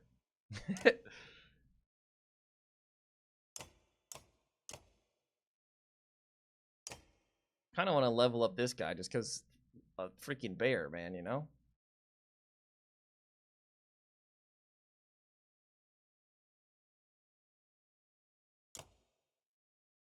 Do it. Should we? No, let's level up Rook, actually. I think that'd make a lot more sense.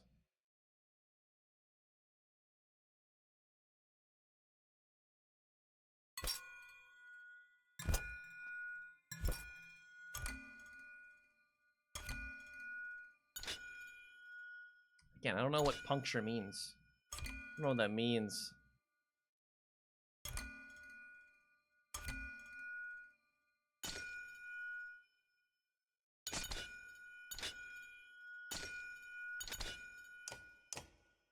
Sure, more points for you. 17. You can improve our ability again at level 8, really? I did not know that. I thought it was every 3 levels. Really not.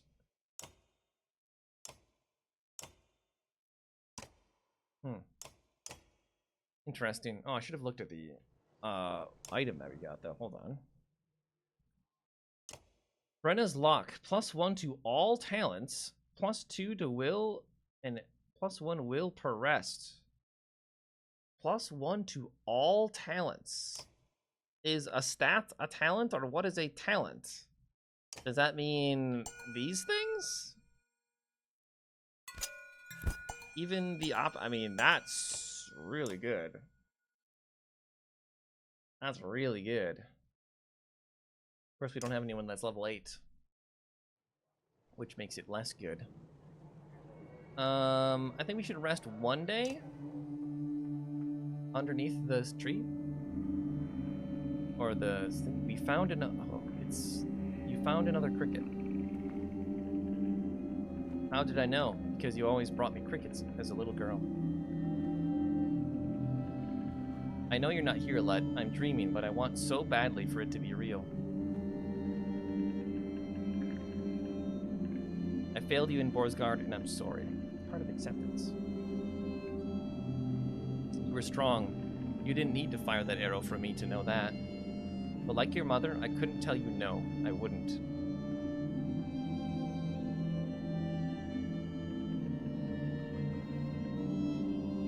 You'd have loved meeting Horseborn. Not sure what to think of them yet, but you'd be as bad as Oddleaf around them. Maybe you'd know what's going on between Juno and Avon, too. I suppose there's still a few things I need to do around here. Is that what you've come to tell me?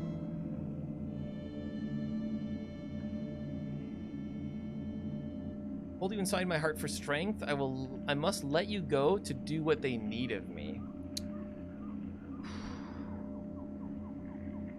That's actually a tough choice when you think about it. Again, grief. Eventually you do have to let go, but that doesn't mean you let go forever. I must let you go to do what they need of me. The vision of Alette's faces changes to one of concern before a deep rumble pulls you from your dream.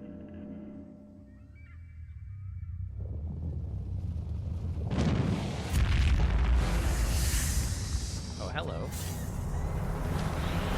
Aim it. Run.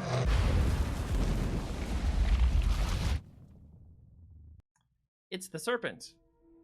And it ate her.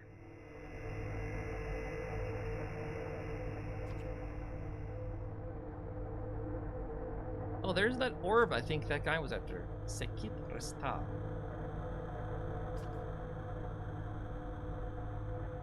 Oh, there's two orbs. One light, one dark.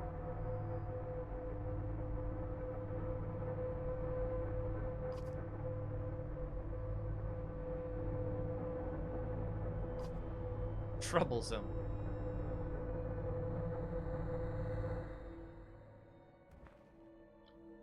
You've been hunting me. Such arrogance. I consume what parts of this world I can, but your use of a power that is rightfully mine is no longer tolerable.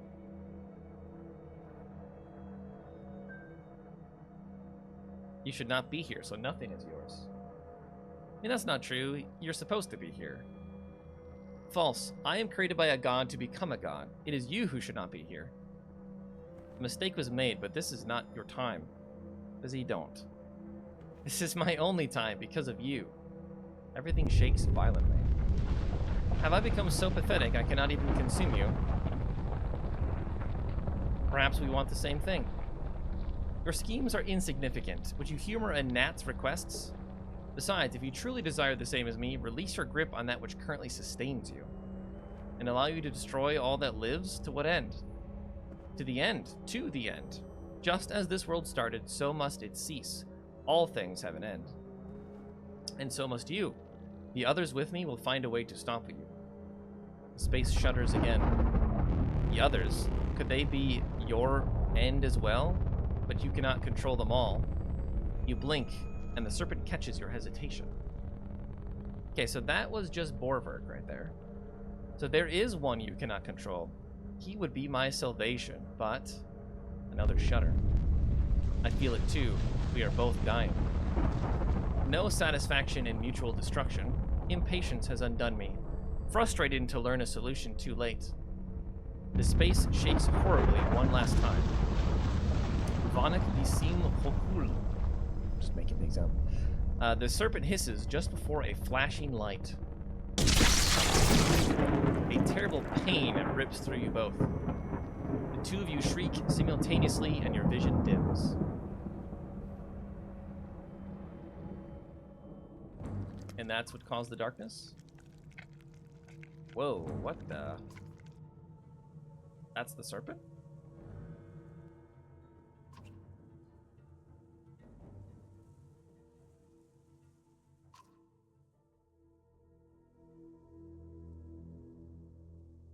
But this was keeping the darkness at bay? Question mark?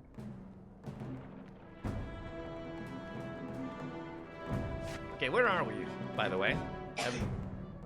We've made it through the woods, I'm guessing? Yes. We are maybe on our way to Fiskivik.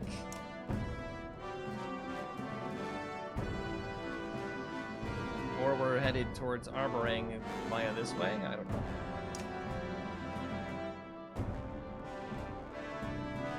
Juno's dead, so there's that. But spoilers, her art is on the cover of the third game. What the hell? It's still alive? It's still alive.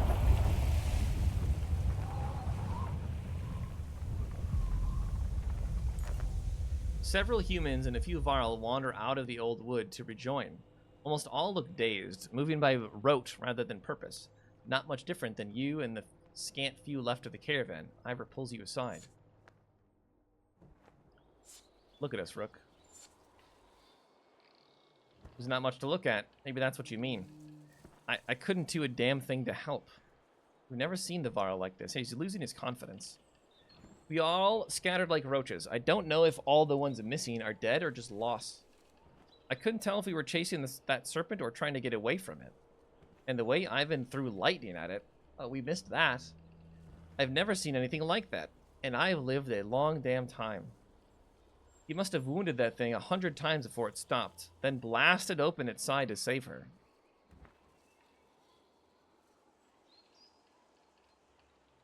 I can't tell if you like what he did or not. What's me liking or not have to do with anything? He did what he did because he had to. You and me have been in the same situation before and would probably do something similar. You both look towards Juno and Avend. I don't know the first thing about spellweavers, but I get the feeling he's not an ordinary mender. And a Valka being swallowed by a serpent and cut out with lightning? It sounds like one of Aleo's tales. How did she live through that? I don't know any of us. He looks around. I guess not many of us did live through it. The silence that follows becomes an unavoidable presence.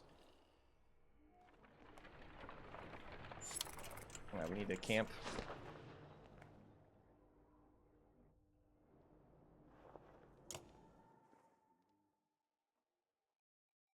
It'd be 3 days to get him fully up. But again, I don't think we care that much. We need to rest 2 days probably for our morale to improve. And then we leave.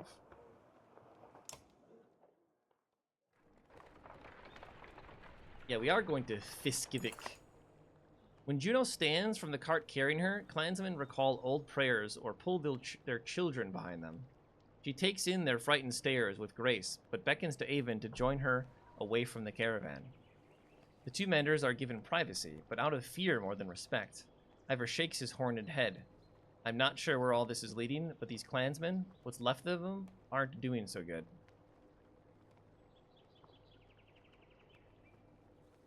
Train more fighters, that should keep them distracted. Sure, but I'm going to find out what I can from those menders first. He starts walking, but turns around. How many more fighters do you think we need anyway? Yeah, probably none. Forget it. Okay. Nah, we're fine, actually. We don't need any more fighters.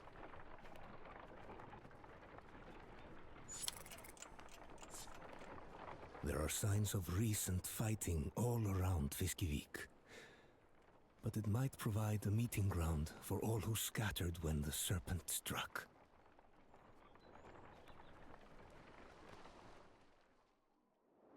We are almost done for the night. I don't know how much more of this there is to go. Days have passed since Avon pulled Juno from the serpent. Though the menders are mostly back to their normal selves, the clansmen continue to keep their distance. I'm not sure I'm still cut out for this. We've lost a lot of people. You can't prepare for a giant snake busting up your camp. But these people depend on me. I gave them my oath we would get to Arborang. Then keep going. From the moment you left Skogar, you knew everyone wouldn't make it, but the rest of you can. Besides, what else can you do? You'll stay alive, and as long as you do, these people are going to follow you. You keep saying you instead of we. Are you trying to tell me something? The giant Varl sighs. Juno and Avon, they want me to join them. What? Join them where? They haven't filled me in on most of the plans, but they said I'm needed and that we're leaving the caravan. Leaving? All three of you? All three of us. Have you looked around lately? We lost almost half the damn caravan, and now you three want to leave too? I've seen who's left. A bunch of humans and Varl who depend on you and Hakon, not me. But I would have never made it this far without you. True, and he's level 7. Then I've done my job. This isn't easy, but don't make it harder than it has to be. Before you can respond, Juno and Avon arrive. Her hollow appearance catches you off guard. Ivor told you of our plans? What he could. What's this all about? We're no longer good for the caravan. Our presence not only scares the clansmen, but puts them in real danger. Beyond that, the serpent's attack has clarified our need to move quickly. something we cannot do with all of you. But this caravan needs the three of you. I need you to help get those people to Arborang. That's not entirely true. We've been working on something Juno learned about at Gerard's Godstone. That's right. Lend me your map. Confused, you hand your map to the Valka. She and Avon hold it at corners while tracing patterns with spear and staff. The map glows faintly, and the loose threads from her cloak and his tunic snake through the aged material. The image pulses. It looks alive. What? What the hell? Not the darkness approaching? What is this? Okay, where's Skoger? Oh, I wonder if this is going to be tied to, like, real time that's passing, even. Everything's, like, warped. That's crazy. Like, you can't even click on things inside of this. This is cool. I like this. I like this a lot.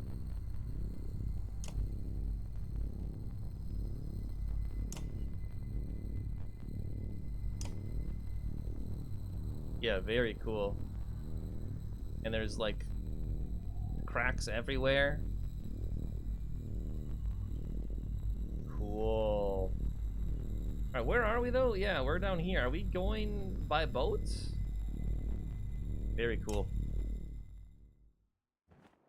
The gods may be dead, but a few of their secrets remain. I've spoken about a darkness enshrouding the land, and now you bear witness it on your map. To it on your map. The sky will soon reflect the truth shown here. Even the chasms opening across the land are displayed, but your path to Arborang is clear. Speed will be your ally now. With so few, you should be able to outpace whatever comes your way. Okay, that was weird. You consider what to say. I still don't understand why you need Ivor. A one-armed Varl brings good luck. Good one. You shake your head, but refuse to look at the Varl. Ivor's strength and resolve will be necessary for us in the days ahead. It's the same resolve you use daily, and you will have Hakken and the remaining Varl with you for strength. Ivor's my friend. Ivor exhales loudly, like he's releasing a breath he has held in for ages. In all my years, I've never had another friend than you. I doubt that will change, even if I live another century or two, and it sure won't change with distance. Understand? No words come to mind, so you simply nod. Aww. You and the rest of the caravan are needed in Arborang. What will assault you there will require every bit of your wits and strength to survive. And even then, you will perish if we do not succeed. How will I know if you succeed? You'll know because you'll still be alive. You must get to the capital. You must stay alive. No matter what occurs, hold out as long as you can. Hold on until the darkness breaks. Silence follows her words. You keep saying darkness, but what is it? Juno stares at you. Your concern about the darkness starts to fade until Avon touches her shoulder. Wait, she's trying to control my mind to get me to stop thinking about it. The darkness is a mistake. A part of this world never meant for you or us or anyone alive today. Then why is it here? Because you? Avon, that's enough. What did you do? The Valka looks at you, and for a moment, her hard-eyed expression cracks. We're trying to do what we have to do. You notice her spear moving ever so slightly before your mind moves to other things. What can I expect in Arborang? I wish I could promise you nothing but safety, but Arborang will be the refuge for so many. Clans will vie for power the way they always do, even in the face of destruction. Remember, you are a Sunder Slayer. Your reputation will help you a great deal. It doesn't really put me at ease. Just use what you've learned on this journey to keep the others alive. I should get the clan ready to head up the coast and west to Arborang. Okay, so we are going up the coast. We're not taking a boat. If you were anyone else, I'd stick around to help, but there's no one alive better suited to take care of these folks. You look at the giant Varl who has been with you through so much. Till we see each other again, then? Depends on where we're going. I might like it there better than being around you. The two of you smile. Oh, and Rook, do everyone a favor. Clean yourself up. Zeps, you're about to see your king. Looking down at your clothes and hands, you actually laugh and concede the point. Be well, Rook. You as well, Avend. Ivor and Avend find a small fishing skiff. The once clear water of the Fiska Bay is turning green and foul as the Varl hauls the vessel toward the receding tide. I'm sorry for the hardship that has become your life. Though it probably means little to hear it from me, you've done great work in making it thus far. Continue to push hard for the capital. With luck, my small force will face and defeat the darkness before it reaches you. I hope our efforts will not be in vain. Then I hope luck is with you as well. Take care of Ivor. The Volca gives you a small smile before following the other two. You turn to the caravan. Everyone on your feet, we're pushing to Arborang.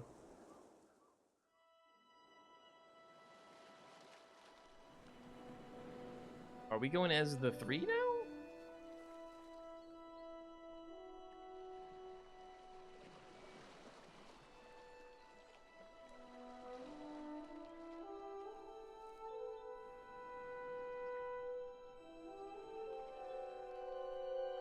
Did you have to fight the other guys like you predicted? Not yet, no. We're very far from each other, in fact.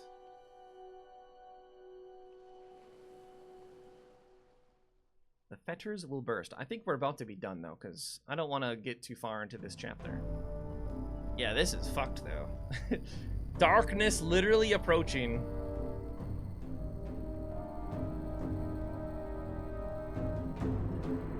Oh, we're going back to the baddies now. A ways from the woodcutter camp, where you found rest for the ravens, Foka joins you as you stare into the woods. Don't tell me you're fine when you're not. You're still having those damn dreams. You growl, feeling less like talking than ever, but knowing the Shield Maiden won't let it drop. I keep seeing Dredge in different ways. We're eating together, then they're gone. Yeah, this guy is getting visions of being that Sunder, the like immortal Dredge that we killed, air quotes. Once I was teaching them to fight and they respected me. It's not me, but it feels like me. Foka watches you, listening closely. In the dreams, I feel old, ancient, strong. But then the Dredge disappear and I feel... what? Sad, like an emptiness. Loneliness? Well, I happen to know all about loneliness among company. When you don't laugh, she just shrugs it off. It's just strange that you're feeling kinship towards the Dredge. Have you ever tried talking to that stone singer we picked up? That would just get the effing Volca involved. Zephyr will get involved regardless. If the map's right, we'll hit Old Ford and be at the Volca Tower in Manahar soon. She'll have plenty to say there. And besides, who else knows anything about that darkness about to swallow us? You're right. I'll talk to her about the dreams. Good. You losing sleep, that puts us all in danger. You hold up your hand, sense something's amiss. Foka and you both scan the trees. There! You point to an archer, loosen an arrow, and dodge it, roaring a battle cry. Okay, so we have to do one last battle.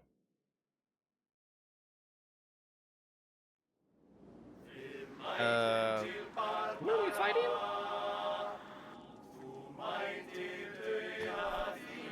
Starving peoples. Weird. Give us your weapon, your food and weapons. Yeah, they don't know who they're talking to.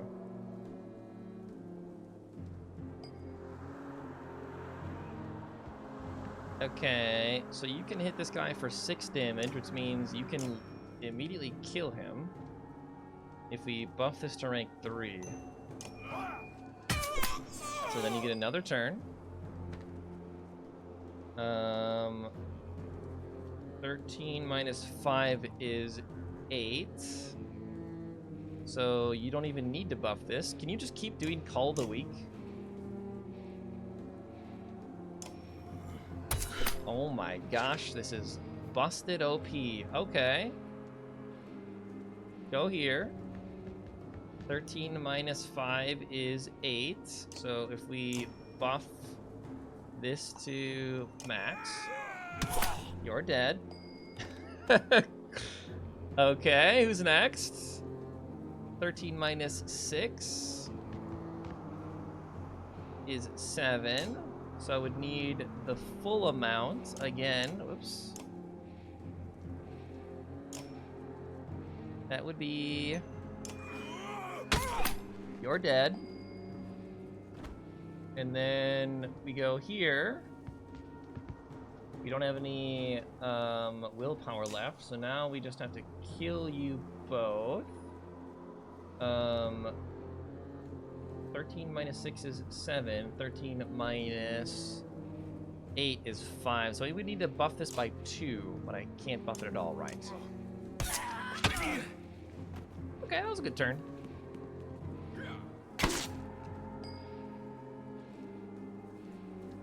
I mean, you can just walk in and stab this lady. It's less impressive than what he did, that's for sure.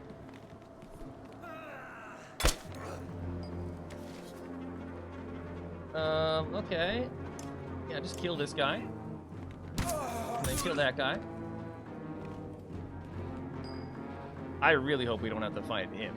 He is such a beast.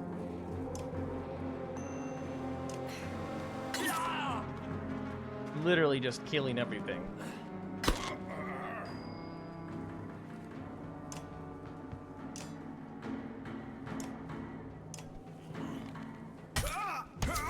That's so crazy. That's so crazy.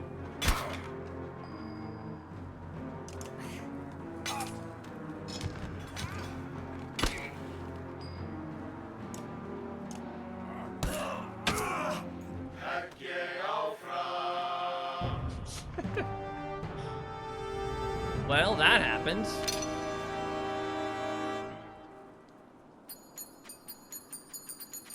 And we got way more renown than, like, any of those other fights. Doesn't make any sense. One of the attackers is trying to hold together a wound across his stomach. He whimpers as you approach. Who sent you, you growl? We escaped. They left for Arborang. Left us in Gawler. Prisoners, no food. We were starving. You end his life quickly before returning to camp with Foka.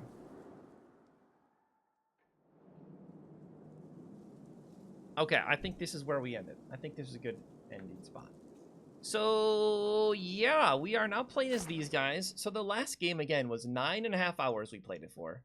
And we are at 7 hours or something close to that. So if we play this tomorrow, we might just be done. That just might be the end of the game.